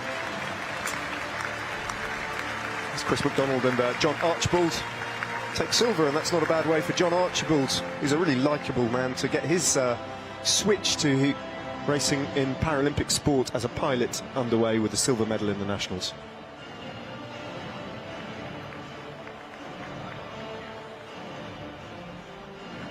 In the first place, winners of the gold medals and your national champions. Morgan Fiesnoy's piloted by Chris Latham, and blimey, seeing him off the bike and remembering Morgan Fiesnoy's that he has a background in rowing kind of makes sense now when you look at his physique. That is a very powerful build indeed, isn't it? Yeah, it's a very powerful build, and like we said, came from rowing. It's Chris Latham who's kind of telling him how the cycling presentations work, and he may struggle I to don't get know if that jersey's going to go on shoulders. that frame. Might just get it on over the shoulder, but the zip is going to be put under a bit of pressure here, I think.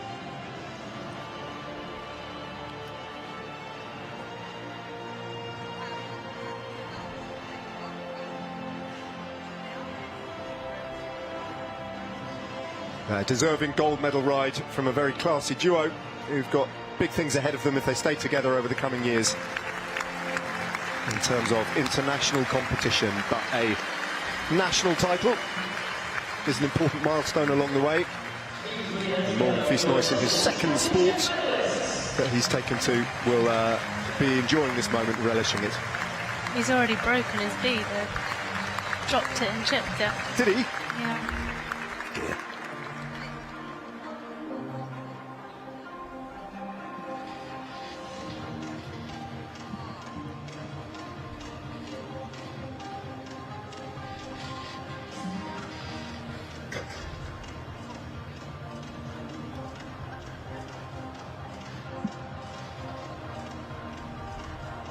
So one more medal ceremony before the racing resumes with the women's individual pursuit finals,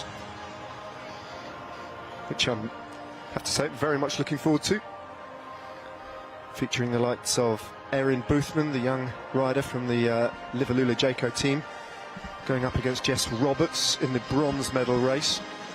And then for gold, it's a really intriguing clash between Josie Knight and Anna Morris the world champion, so some real quality on display in the next event on the stage. But before that, I hand out the medals here in the women's Parab sprint victory ceremony.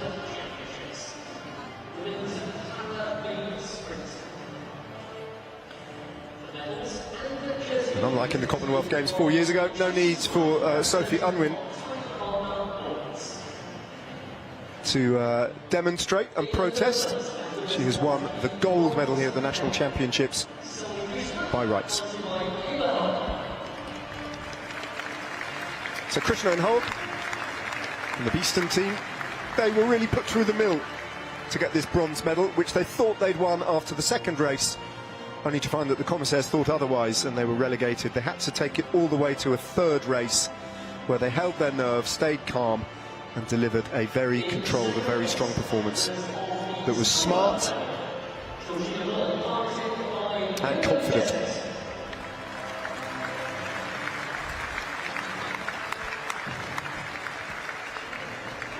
Georgina Bullen and Miriam Jessett take second place, a new pairing, and a silver medal at the national champs. At the first time I'm asking for these two is a very good reward, even if they weren't really in the same league as Jenny Hall and Sophie Unwin, who really destroyed the competition once again.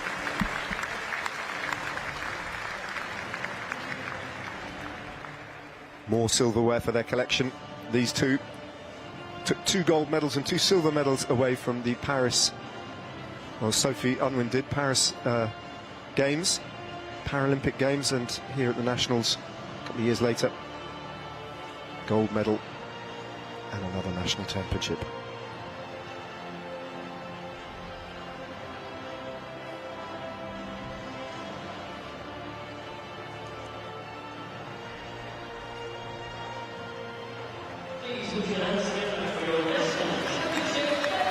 Broad smile from Jenny Hall, the pilot, that you see not just on the podium but on the track as well, as she's a effervescent character. Jenny Hall also picking up a medal in the scratch race yesterday in the abled body event, so already a good weekend of racing for Jenny Hall. She'll be very happy with that.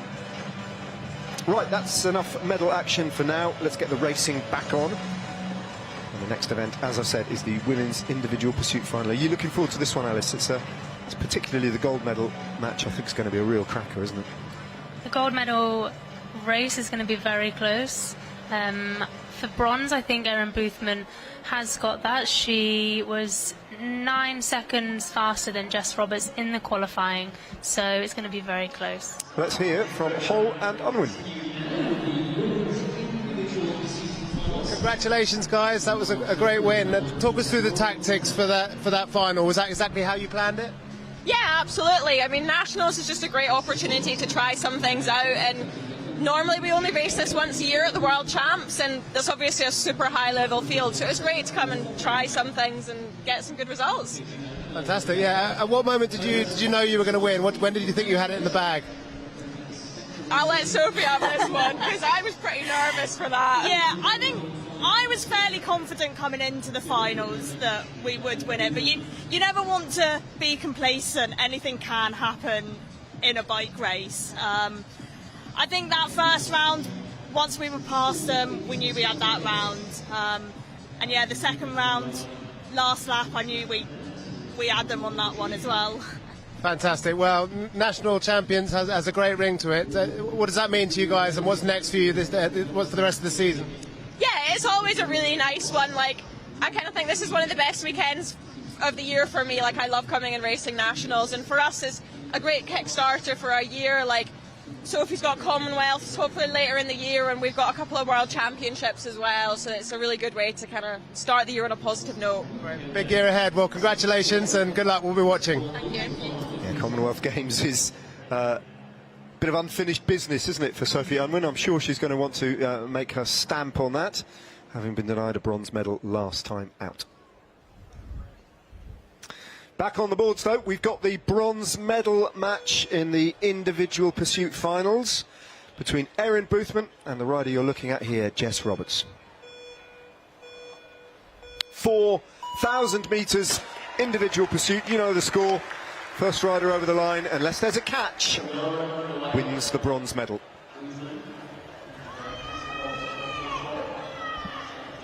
Interesting young rider, just 19 years of age, Erin Boothman, straight into a half-second lead through the first lap. Yeah, just out of the junior category last year.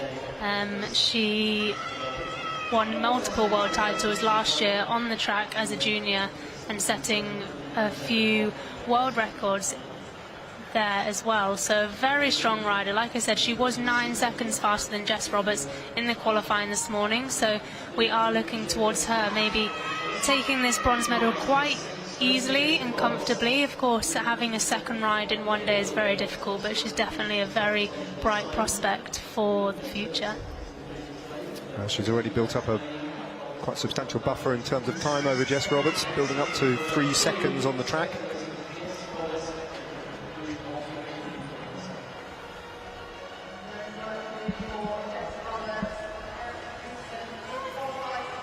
It's got quite a dynamic position on the bike. Turns not the biggest gear by the looks of it. Alice, there's a relatively high cadence there, isn't there? That's her preference, obviously, Erin Boothman.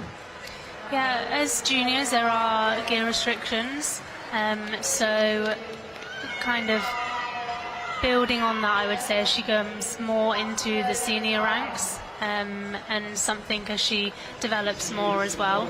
So she races for the Liverluda Jayco development team on the road, and she stagiaired for them last year while she was still a junior. So like I say, still a rider that's very much developing, but I did spend some time with her in Belgium last year at the Junior Tour of Flanders, and a rider that's very impressive, very knowledgeable, and knows what she needs to do, very focused.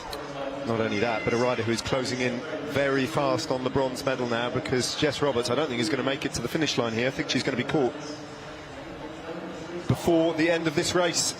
They're both on the home straight now. Erin Boothman with each high cadence revolution of those pedals in that relatively small gear, keeping that very lively position on the bike, is shutting Jess Roberts down all the while. 2.5 minutes into this race, maybe another 30 seconds and then that's it. I'd be interested to see whether Erin Boothman carries on with her time trial to post a time, or whether she just accepts that that is the medal and the end of the race.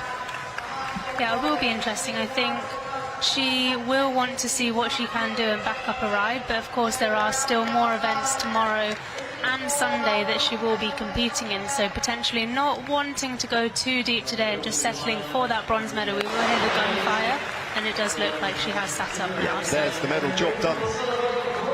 Brilliant ride from Erin Boothman.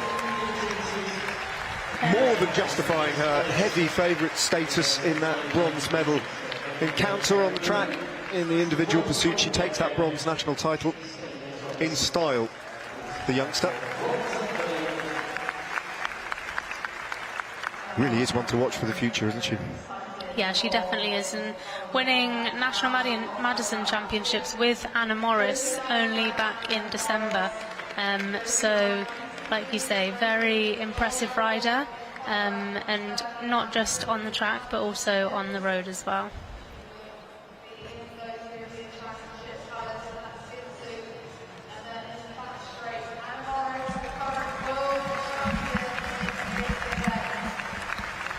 And no sooner has she confirmed her bronze medal than you can hear in the background Danny Rowe on the loudspeaker introducing to the crowd Anna Morris, the reigning world champion in the individual pursuit, and her opponent Josie Knight. Almost nothing separating them in qualification, where Anna Morris had the advantage of going last and knew that she didn't have to necessarily empty the tank in order to secure her place in the gold medal match. Josie Knight had to work potentially a little bit harder.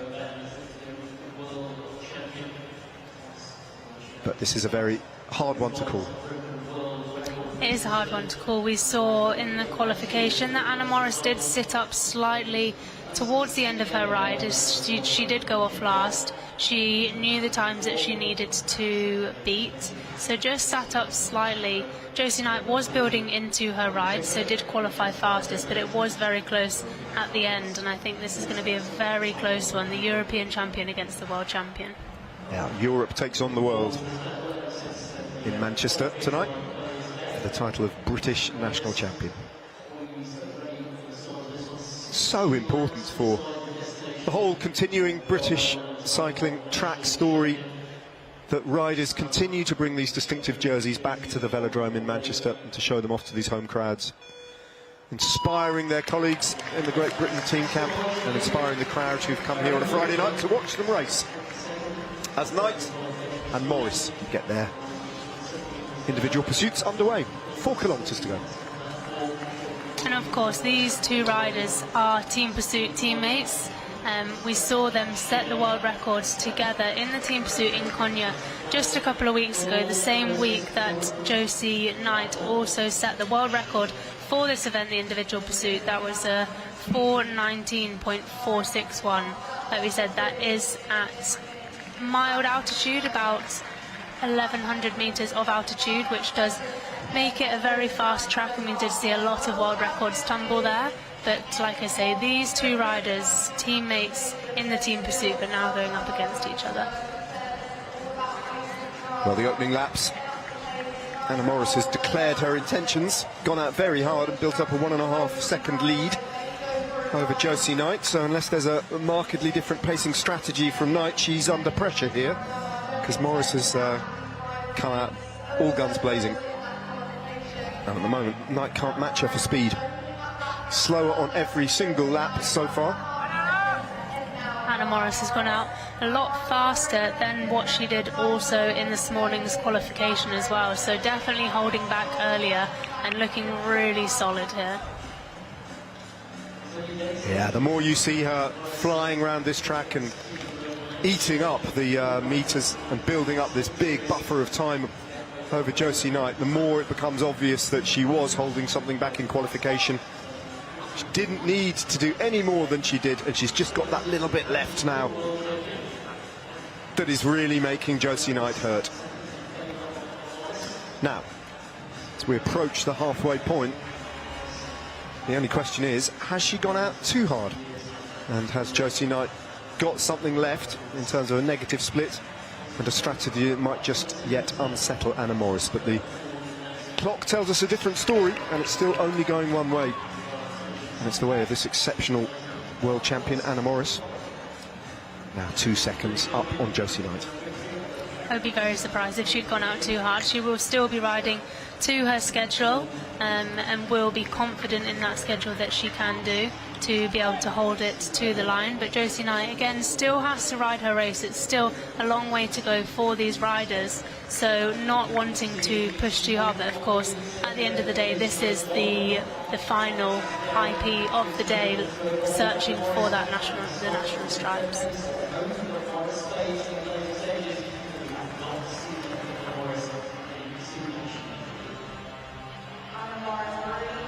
Unruffled, smooth progress towards what feels like an inevitable gold medal now.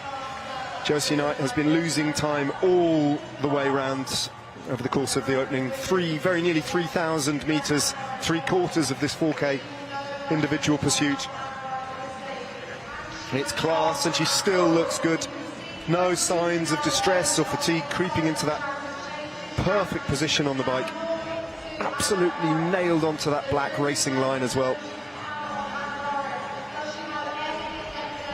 Both positions are so smooth. You can see how much time they do spend in these positions. Of course, their legs will be screaming, but still with that discipline, holding those positions, staying tucked and as narrow as possible. Josie Knight, I tell you what, has started to really rock it now. She has held something back, and she's taken a lot of time back on Anna Morris. The time gap that was up to very nearly 3 seconds is down to just a little bit over 1 second. Has she left it too late? 0.6 of a second for Josie Knight. All of a sudden, what we thought was a foregone conclusion is anything but. As they take the bell, they'll be very, very close, just 0.2 of a second. And Anna Morris, I don't know if she knows just how close this might yet be. Well, possible. And she takes the gold medal, Josie Knight. Ahead of Anna Morris, who looks up in total bewilderment. How quickly that changed. And we speculated about whether Josie Knight was holding something back. Alice, neither you nor I could have possibly have imagined that she would have done that in the course of, what, 5 laps? Unbelievably impressive, and 3 seconds faster than the times that they did do this morning. But yeah, you could see the momentum that Josie Knight did have in those final 3 laps, while Anna Morris was slowly dying off. Well, I mean, there's negative splits and negative splits. That was the mother of all risky back-ended calculations, wasn't it? What a performance from Josie Knight. Anna Morris, I don't think knows quite what's hit her. She would have been, just as we were, already almost working out where she was going to hang that gold medal. And Josie Knight decided otherwise. And it wasn't even gradual. It was so sudden, that change of pace. Yeah, it was sudden, and I think it was a mixture of both. Like I said, Josie Knight just kicking towards the end there. Anna Morris slowly dying out. She did start a lot faster than Josie, of course, and really taking that gap out early on. She looks a bit bewildered. Josie Knight looks simply delighted by that performance. I mean, it was champagne stuff from Josie Knight, and in the most unexpected fashion. She gets the congratulations of her coach Chris Newton there. The Europeans have beaten the world.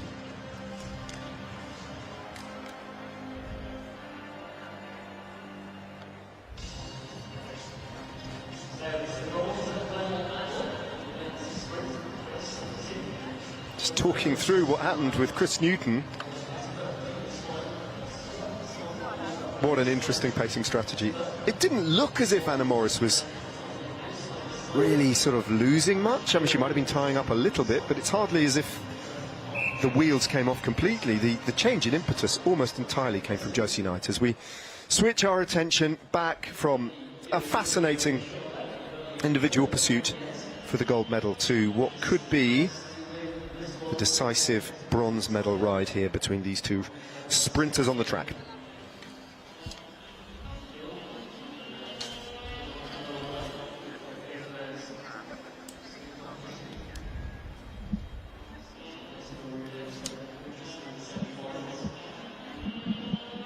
Ollie Pettifer, who's got his nose in front in this match. He took the first race ahead of Archie Gill. Gill was a little bit impetuous, wasn't he, against Ollie Pettifer, who rode a little bit more of a controlled race in their first encounter. Gill finds himself on the front now. Pettifer going up very high. And Gill sensing an opportunity there to put Pettifer on the back foot.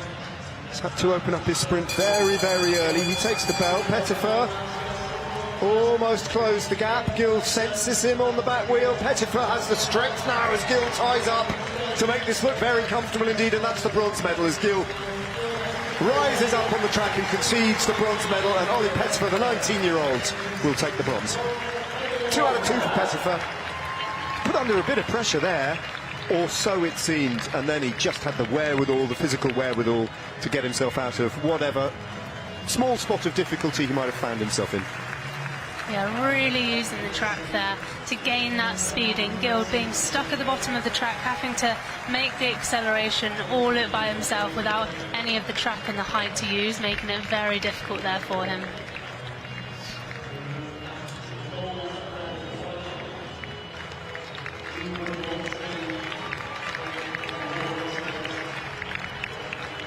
So Archie Gill will be a little bit disappointed. But Oliver Pettifer delighted with that bronze medal.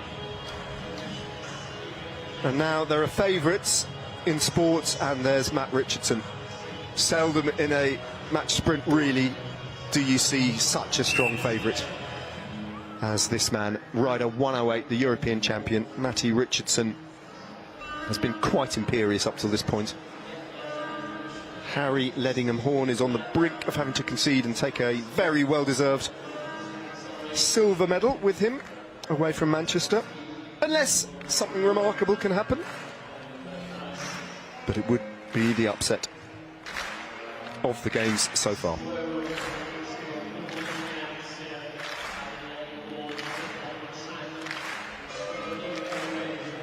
crowd enjoying this one.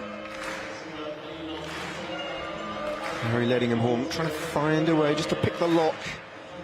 Just find that momentary lack of positioning that might just allow him to rush Matthew Richardson.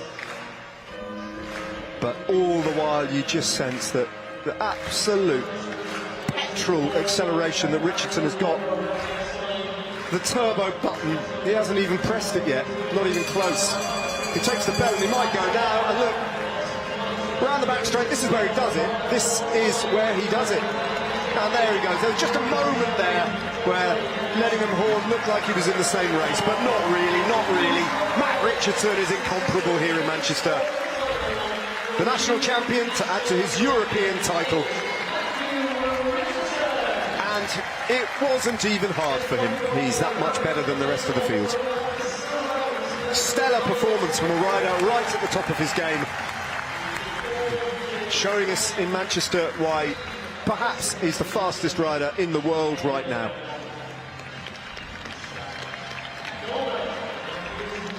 And of all the titles that he's ever going to win, you have to say this British national sprint title in 2026 probably came the easiest. Potentially. He won 3 national titles at the competition last year. Of course, still the team sprint and Kieran to come as well. So he will be looking to do that again. Of course, team sprint with the team tomorrow and then the Kieran on Sunday, but looking very strong out there today. Well, we do after this now have a bunch of medal ceremonies, including the scratch race for the men and the women's individual pursuit that we've just seen with Josie Knight's extraordinary performance against Anna Morris. That'll come next. And then there's only one more race left in the evening, and it's going to be a really fascinating race as well, the elimination race in the men's paracycling, where we'll have riders categorised from C1 all the way down to C5 on the track together.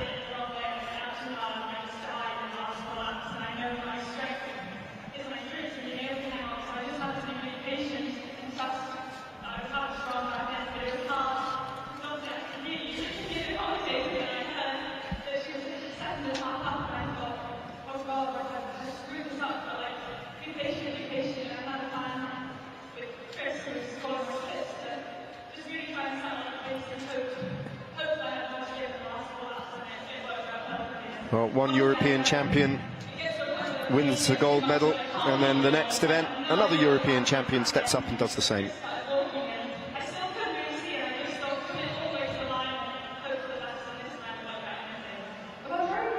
Born in Kent, emigrated then to Australia in 2019, raced for Australia at the Paris Olympics, where he picked up a couple of silver medals. And has switched now to race for Great Britain. Harry Ledingham came up, frankly, against an immovable object.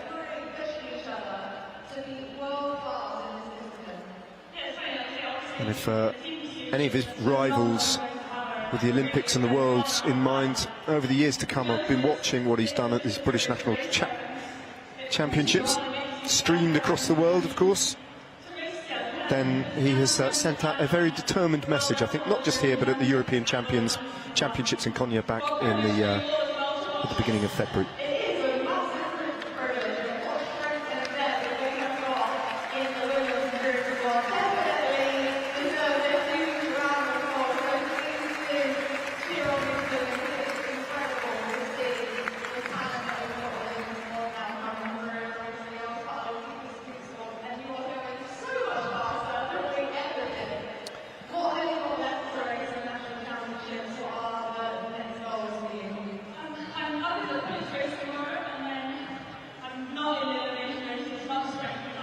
Where does he, as we look at one brilliant sprinter of years gone by, where does the power base in the track team for Great Britain really reside at the moment? Is it with the men, the women? Is it spread evenly throughout sprint and endurance? Which bit of the project do you think, with the Olympic Games in mind and the targets, the big targets holding into view, is functioning best, and which area of racing Alice at the moment has to do a little bit of work to catch up? I think there's a lot of change happening in a lot of the squads. I'd say the women's sprint have a lot of strength and depth. Again, in the men's, just looking to fill some of those gaps and those changes that have happened. A lot of young riders coming through there, and again in the men's and women's team pursuit squads as well, a lot of change that's happening in those squads with younger riders coming through. So I think there's a lot of development that's going to happen in the next couple of years in those squads, and trying to use all the competitions that they have accessible to them to test different riders and in different positions as well through the team sprint, the team pursuit. Is something that you don't get so many of those opportunities, so really needing to make the most of all of them.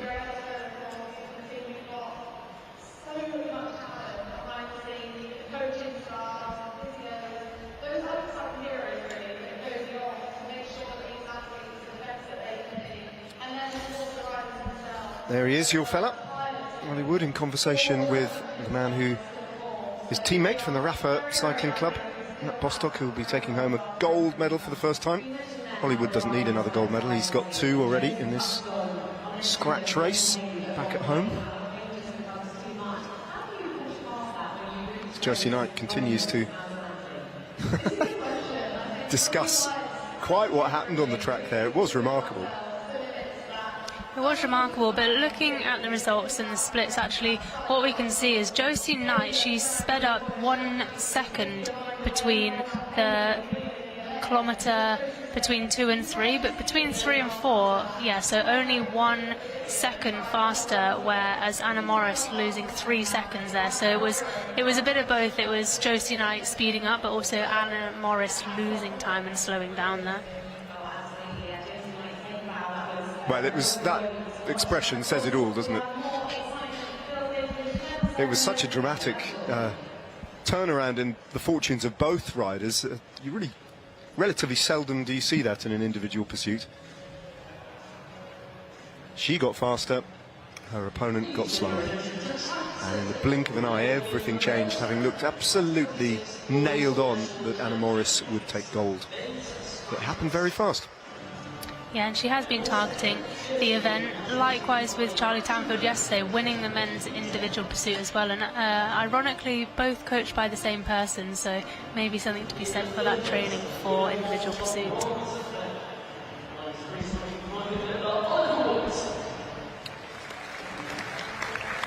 There you go, Alice. I'll leave you to commentate on this one. You'll be pretty pleased, won't you, your husband, with that? Yeah, I think so. Of course, you don't normally race so much on the track with a teammate, so having Bostock, who already had that lap, you could see when Bostock and Roberts were up the road going for that lap, just not really doing anything to chase, just maybe disturbing it slightly, and a good result there for the team. Will Roberts just lost a bit of position when in the last 5 laps or so the pace really went up in the bunch. He, for whatever reason, couldn't quite live with the front end of the race, where Matt Bostock was faultlessly positioned to ensure that his only real rival for that gold medal, Will Roberts, was out of position and out of contention. And from that moment on, for Bostock, it was simply a question of actually getting his front wheel over the line in first place, just to ram the point home, but the gold medal was effectively already secured. And a first national scratch title goes the way of Matt Bostock. Like we saw in the race as well, when they were taking the lap, you could see on Will Roberts' face what he had taken out of him. Of course, one thing gaining that lap, but then again being able to recover and then follow someone like Matt Bostock, who has a very strong finish himself, is something that's very difficult to do. But arguably, Matt Bostock was only in that position because of the effort of Will Roberts when they were off the front together. Almost certainly couldn't have done it on his own, taking that lap. So. Yeah, definitely, and especially with how long it took to gain that lap as well. It was something that did take a lot longer than the riders would have liked, so having the recovery in the wheel when they were changing definitely helped both of them now. Well, if you win the men's scratch, you get a socking great big trophy as well. Who knew that? Well, your husband knew that. He's got 2 of them at home. more history, I think, in the men's scratch race. Yeah. Obviously, trophies aren't something we see as much anymore. Which is disappointing, really, isn't it? Until you run out of space, I would say. Well, in your household, mantelpiece would be groaning with them.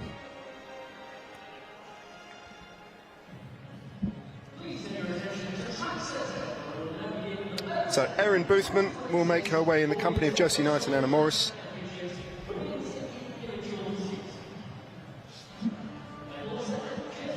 For the medal ceremony of the individual pursuit.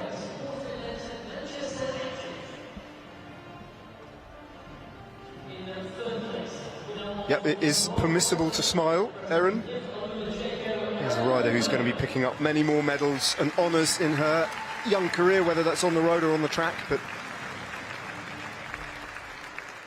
the road is obviously where she's destined, signing for the development team of the Liv Alula Jayco team in the women's peloton, just 19 years of age.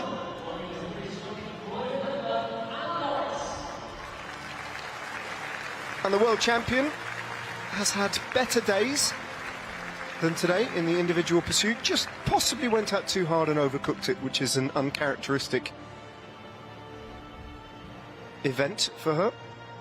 And she did concede a lot of time very quickly in the last few laps, which produced, well, for all these neutrals, an absolutely thrilling finale.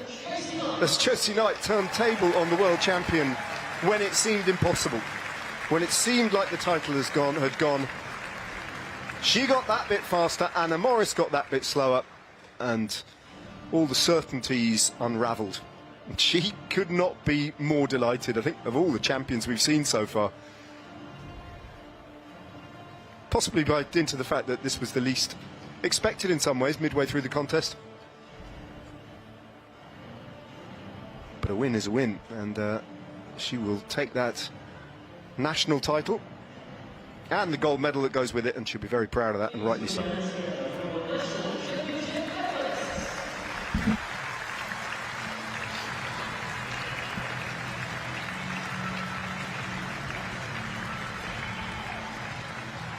Well, next up on the agenda was supposed to be the third race in the men's sprint finals, but all the medals have been put to bed. We know who the bronze, silver and gold will be, and we'll see them on the podium after the final race of the evening, which will come up next. And it's one of the big spectacles of track racing, the elimination race, made, in my opinion, all that more intriguing by the fact that it is a paracycling event featuring all 5 of the various different classifications.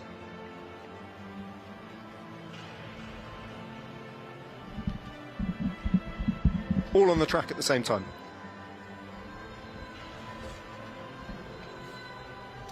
There's 15 riders in the field.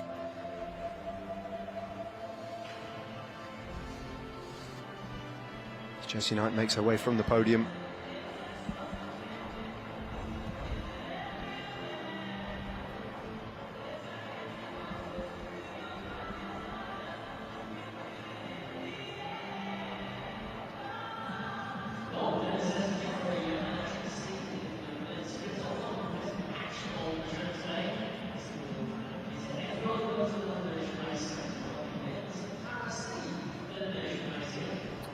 So here we go, the runners and riders. Archie Atkinson, for example, is classified C4. Matt Robertson is a C2. Will Bjergfeldt is a C5. So we do have, I think, a total of 15 riders on the start list, and maybe some haven't made the start, so as they make their way onto the track. It's an elimination race, and Matt Bostock, in the meantime, is ready to talk. Okay, congratulations, Matt. You and Will took a lap pretty early on in that race. Did you plan to go away together, or did that just happen?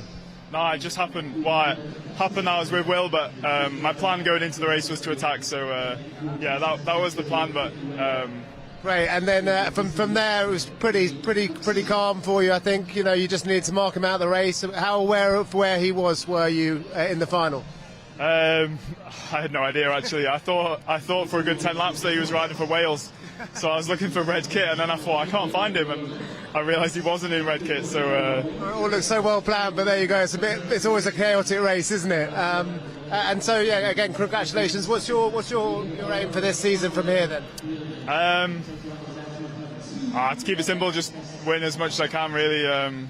Win bike races. Yeah, that's it. I think it's hard to. With bad luck and stuff, it's hard to focus too much, so just whatever comes my way. Okay, well, a good start. All the best, and congratulations again. Thank you very much. Thank you. Brilliant. Matt Bostock admitted he'd forgotten what colour kit Will Roberts was racing in. I can't quite believe that. He was off the front for 5 or 10 laps with him, swapping off with that black kit, but that's the chaos of the bike race. But he looks very pleased with that victory, and well he might be. So the elimination race, when we get this underway, every other lap, the last rider over the line on the decision of the commissaires will be eliminated until we're down to just 2, and then there's a sprint for victory. It's as simple as that. What makes this slightly more complicated, but we don't really need to get into that until we see the final results, is that there are actually 2 medals, sets of medals, going to be awarded in this one race, because the classifications are divided. So those riders classified C1 to 3, and looking at it, there are only C2 and 3 riders. So the C2 and C3 riders, the higher end of the classification, they're in a medal race of their own, and the C4 and 5 riders are in a separate competition. But don't worry about that at the moment. Just sit back and enjoy the spectacle of the elimination race as the bunch gets itself together.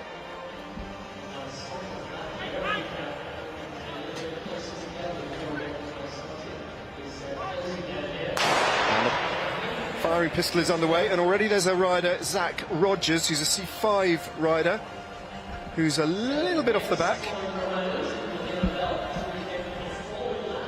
There won't be a elimination this lap. They'll take the bell first, and he gets himself back in, Zach Rogers. But it's Billy Cookson, who's also a C5 rider in the black kit. Just making up a bit of ground and putting Rogers into difficulty once more. Rogers trying to use the height of the track just to get round, but I think Rogers is... Oh, that's tight. I think Rogers is eliminated there. Zach Rogers, yeah, confirmed. C5 rider from Team PB Performance, eliminated. Round they go again. Another bell lap. This time, right at the back, it's rider 14, Josh Betley, who's a C4 rider from the Born to Bike racing team. He's duelling, flirting with danger, and in danger, and in difficulty. And, oh, that was tight. He might just have got there. We'll wait for the commissaires. 14's been called Josh Betley, so he's out now. 2 riders down, a C5 and a C4 rider.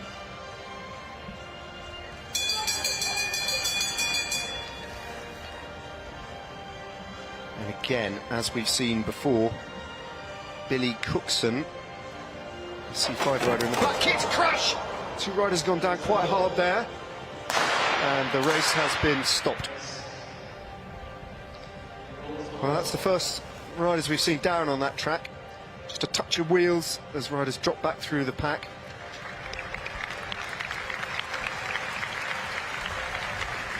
What's happened here, Alice? Just concertinaing up down the middle there. Just a squeeze and a touch of wheels there, and not really anywhere to go. So looks like backup for one of the riders, number 35, Callum Du Bois. He looks all right, but just one rider has got up. He doesn't look like he is going to get back on the track. I think it's Ben Wood. I think he's a C2 rider who might have been the other rider to go down.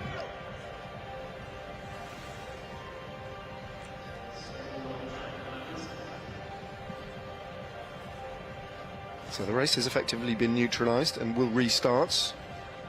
Just waiting for everybody to get back in.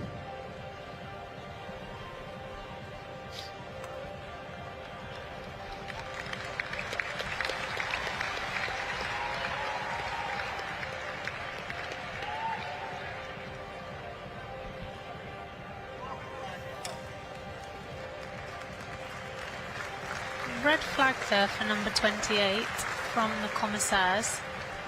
So I'm not sure if that's because he was eliminated or if because he caused the crash. He is coming off of the track. Rider 37 there, Xavier Disley, is the last rider who is on his own on the track. He's just gone up to the top of the track to drop down, take his place in the bunch, and then we can get the race restarted. But you're absolutely right, Billy Cookson called off the track by the commissaires, perhaps for having been involved in causing that crash.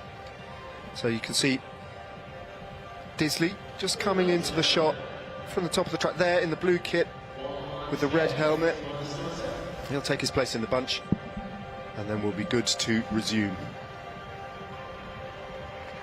1, 2, 3, 4, 5, 6, 7, 8, 9, 10 riders left in contention here.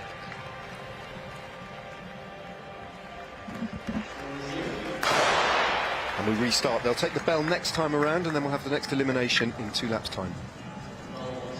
The tension goes up again. This time Callum Du Bois, who was involved in that crash, is towards the back. Du Bois a C2 rider. A little bit of difficulty for Du Bois. He'll get himself out of trouble. Doing a good job of doing it, but involved in that crash is going to be hard. He's up against rider 142, that's Ben Wood. It's going to be between those two. Oh, it's going to be Ben Wood who's eliminated. Callum Du Bois survives another round, but each successive round is going to get harder and harder for him.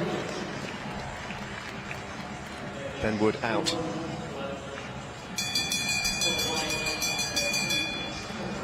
Du Bois is in a lot of trouble here. He can only survive for so long, and he drops away, and he will be the next rider to be eliminated. You have to hand it to him. That was a very brave ride to go down and then survive the next elimination. Chapeau to Callum Du Bois. But he's gone as well. So impressive as well to be able to do that and to ride at that speed as well with one leg is so impressive. Well, by my reckoning, we've still got 3 riders in the C2 and 3 category left in this race. So they'll be the riders, if they're all still there, who will take the medals in that classification. I think Matt Robertson is still there, Charlie Stanton-Stock, I think, is still there, and so too is Finley Graham.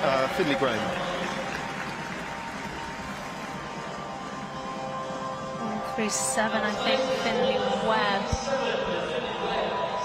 Finley Webb, C5 rider, is the next one to be called off the track. Close on the line there with 133 there as well, so really getting close now towards the end of this race as it's getting more and more bunched up. Xavier Disley manoeuvring himself round the outside. That's a powerful recovery from him. And into difficulty is that rider in yellow. Yeah, and he's going to be the next one to go, and that is Matt Robertson, a C2 rider.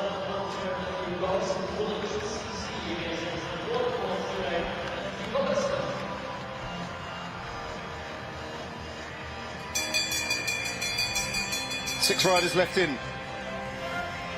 Next time around, the next rider will be eliminated.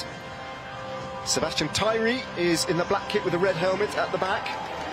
He's a C5 rider, and he's in a little bit of difficulty trying to find a bit of room. Is it going to open up for him, or is he going to be the next one to go? Yeah. 133, Sebastian Thierry goes.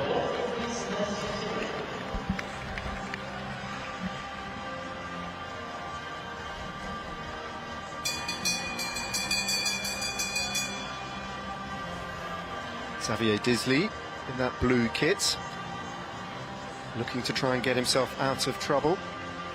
Jacob Smith is the rider at the bottom in the white, who just needs to see if he can close that gap and close the wheels. He is able to do it. If there was a surge from Xavier Disley, he would have really been stuck and boxed in there at the bottom, but just having that gap and that little bit of space to breathe there. Well, I have a feeling that we have our gold medalist in the C4-5 category, and it is rider 16, Will Bjergfeldt, who's a real veteran of the scene, because I think he's the only C5 rider left in. I think all the other remaining riders could well be C3 riders, and they are, I'm pretty sure. So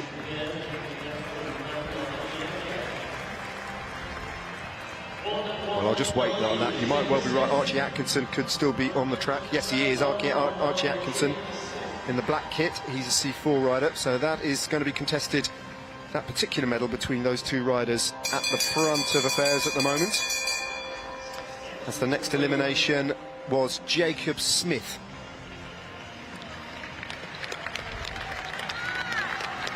Charlie Stanton-Stock has gone as well. Graham Finley puts Will Bjergfeldt out, so Will Bjergfeldt goes.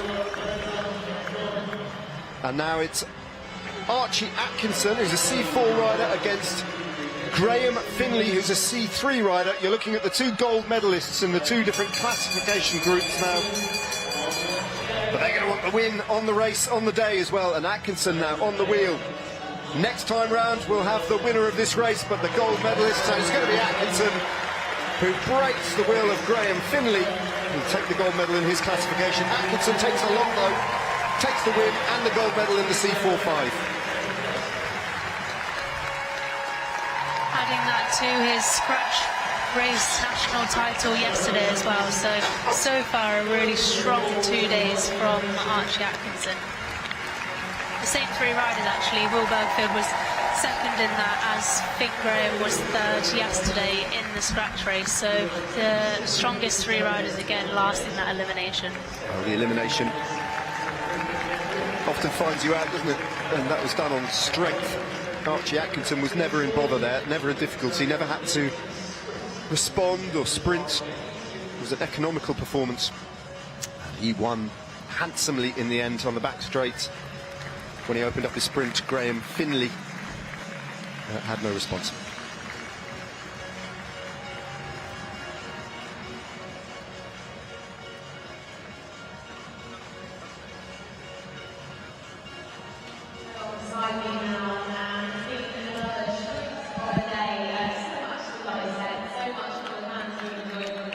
Well, that concludes the racing for Friday night. All we have remaining, as we see the final standings then: Atkinson, a C4 rider, finishes in first place. Graham Finley, a C3 rider. Finley takes the gold medal in that classification group. Jacob Smith will be the silver medalist, and Matt Robertson, in 7th place in that classification group, will take bronze.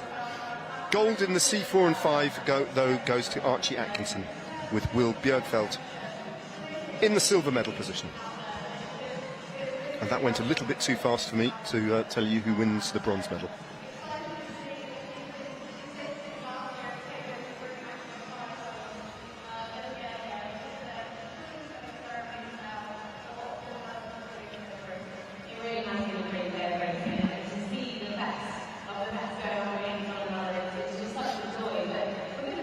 Well, that's a new event, isn't it, on the track, the track championships? Paracycling elimination race, and especially in paracycling where progress is being made across the piece. There's Will Bjergfeldt, legend that he is. I remember a round of the Tour Series, Alice, which you would have raced many a time, in Barrow-in-Furness, in which Will Bjergfeldt, a long time ago, finished second, and was so delighted to have finished second that the organiser of the race, Mick Bennett, back in the day, put him on the podium anyway, even though the second place rider was never normally on the podium. Celebrated it like he'd won the Tour de France. You must have won the odd Tour Series round, did you, back in the day? Won a few of them. Yeah. I bet you have no idea how many you won. Yeah, back in the day, drop cycling. It was such a fun series, something I loved to go and race. It did take up a big block of June for a few weeks, but yeah, I'm really excited racing and fun racing to do. Let's hope that one day a similarly packed race programme returns to what is a bit of a decimated British domestic scene at the moment. Can only grow back from the slightly low ebb on the road that we're currently in at the moment. for a number of different reasons.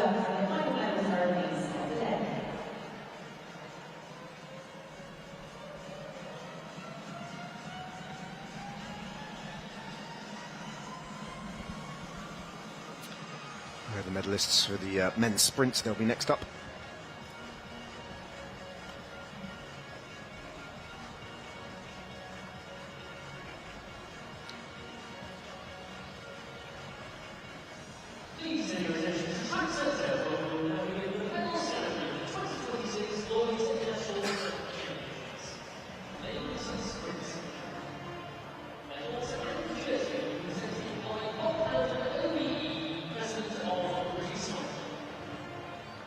So it's such a stark contrast when the competition is over, and you can actually see how relaxed these young men are, because in the heat of battle and in between rounds they look so focused, whether they're on the track and competing, warming down or warming up and getting ready again.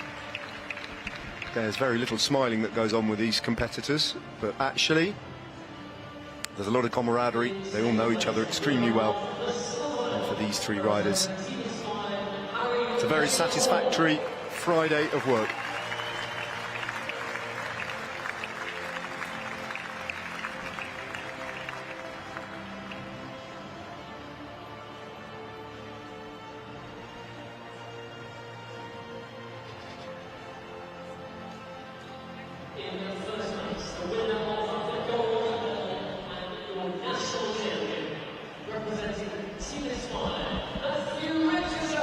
And another gold medal for the young man, the 26-year-old, born and bred in the United Kingdom, whose career has taken him down under and then back home, so to speak. Started off actually in life as a gymnast, can you believe, before switching to cycling, which I think we can all agree was a good switch. Competed in 2025 for the first time ever at the British National Track Championships and won his first British national title in this discipline, in the individual sprint. On that occasion, unseating the champion, Peter Mitchell. Turns up a year later and does it all again with a degree of ease.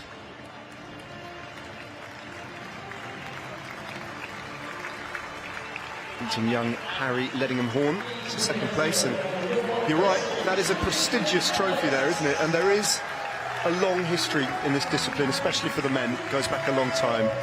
There'll be some big names, like some of the very best in the world emblazoned on that particular shield. And he's well on the way to taking his place alongside them.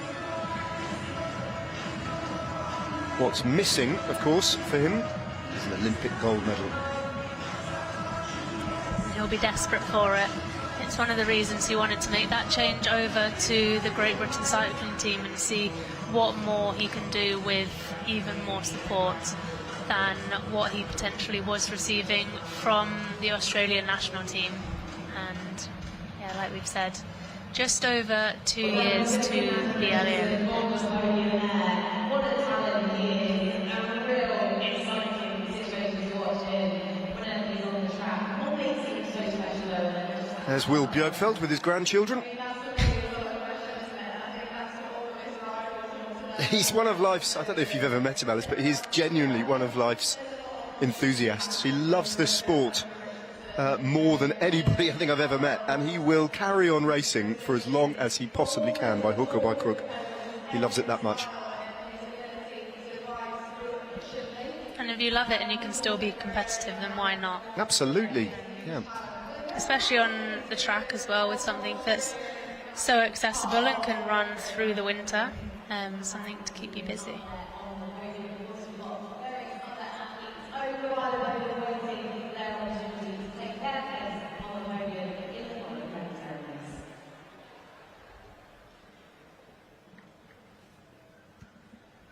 So we do have two rafts of medals to be given out here for the final medal ceremony of the day, as I was trying to outline. The two different groups of classifications, albeit they all took part in the same race. It was won very comfortably indeed by Archie Atkinson, no doubt about his gold medal. That's Finley Webb, just warming down of the Exeter Wheelers.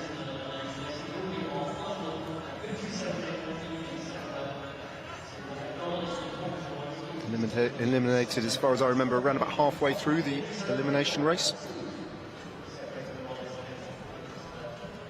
Whether we're waiting for 2 more riders to make their way behind the podium, I think we might be. So we should, in theory, have 6 riders.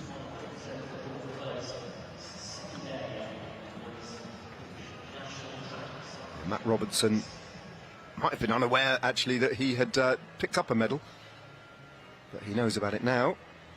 And he makes his way in the bright colours of Woolwich CC from South East London.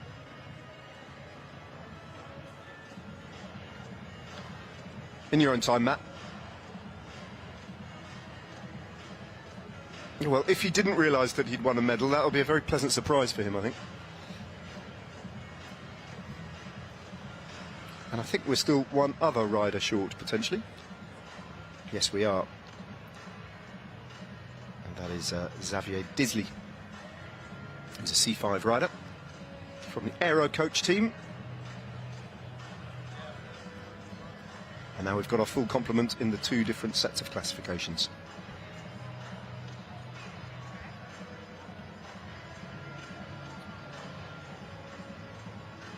So if you are new to paracycling or watching this and slightly confused about the classifications, they outline a different set of impairments with which the riders are racing. And indeed, in terms of the severity of the impairment, basically, the bigger the number, the less impaired the athlete is. The smaller the number, the greater the impairment that they race with.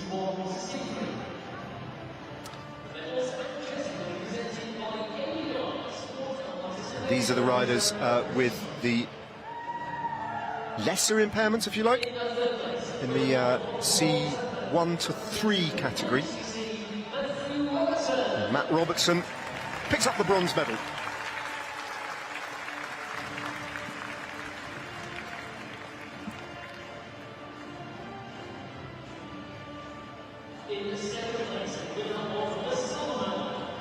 The silver medal goes to a C3 rider, Jacob Smith.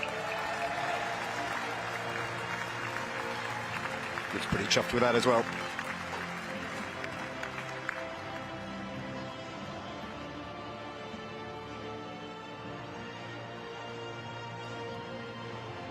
And the winner of the C1 to 3 classification group, riding for the Rafa team, Finn Graham.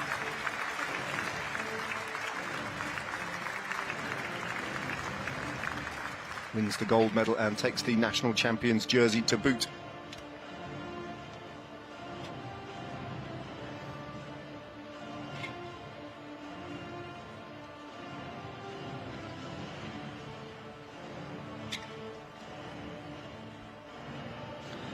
He's the first British national champion ever to pull on this jersey in this particular race.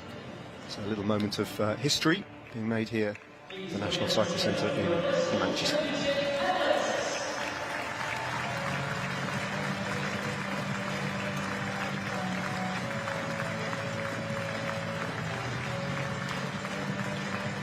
Three more medals still to be handed out then, before we wrap up for the day.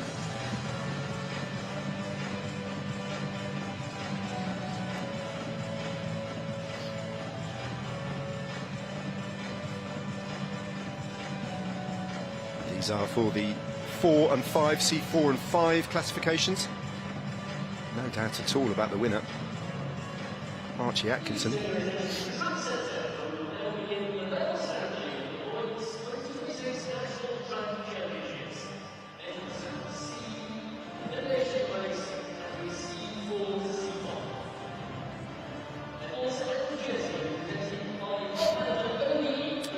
This is the bronze medal winner, Xavier Disley, representing the Aero Coach team.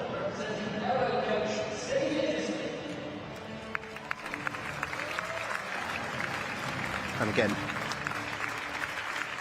a little bit of history being made here as well. This first ever running of this event in paracycling.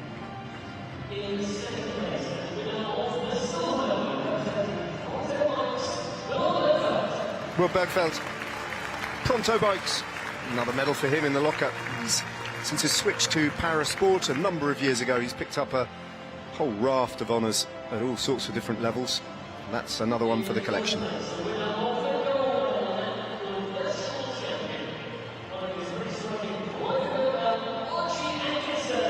Archie Atkinson, though, did dominate affairs and won very comfortably in the end, and enjoyed his victory as well.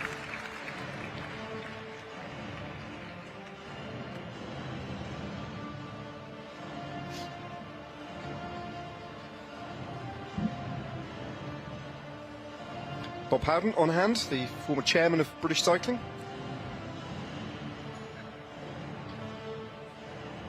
To hand out the medal and indeed the jersey, and maybe even help with the zip. Oh, nice. Exemplary zipping there from Atkinson. No messing around with this young man. And a medal around the neck to boot. Plenty of people have stayed on, even though the racing is over, just to respect this moment of these paracyclists' lives, where they have just scored another little moment of history into the books here with these national champs. It's a fascinating race in the end, and I'm sure an event that will grow, having proven its concept here in Manchester this evening. 4 more sessions of live televised racing from Manchester to come over the course of Saturday and Sunday.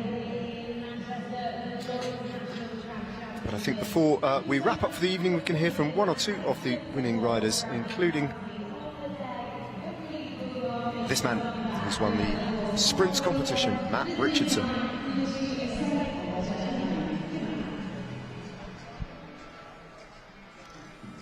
Okay, Matt, congratulations. I think you got the best trophy of the day so far. That was a great trophy.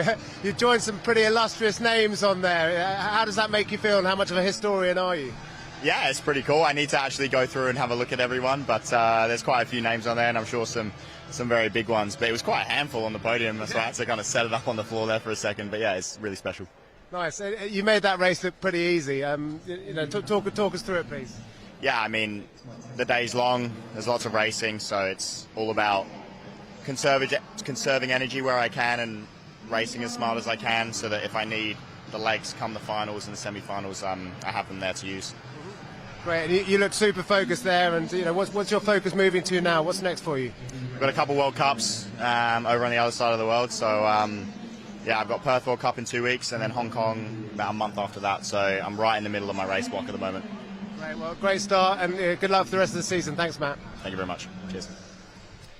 Yeah, the World Cups play a critical part in the trajectories over the course of a season for these sprinters. As people make their way from the velodrome, Friday has produced some thrilling racing, but don't miss another pedal stroke. We've got plenty more to come on Saturday afternoon and evening, and then it all finishes on Sunday. Slightly earlier start then, but we'll let you know about that after you've joined us for live coverage here from Manchester tomorrow. Thanks for watching. Thanks to Alice alongside me, and we'll see you again tomorrow.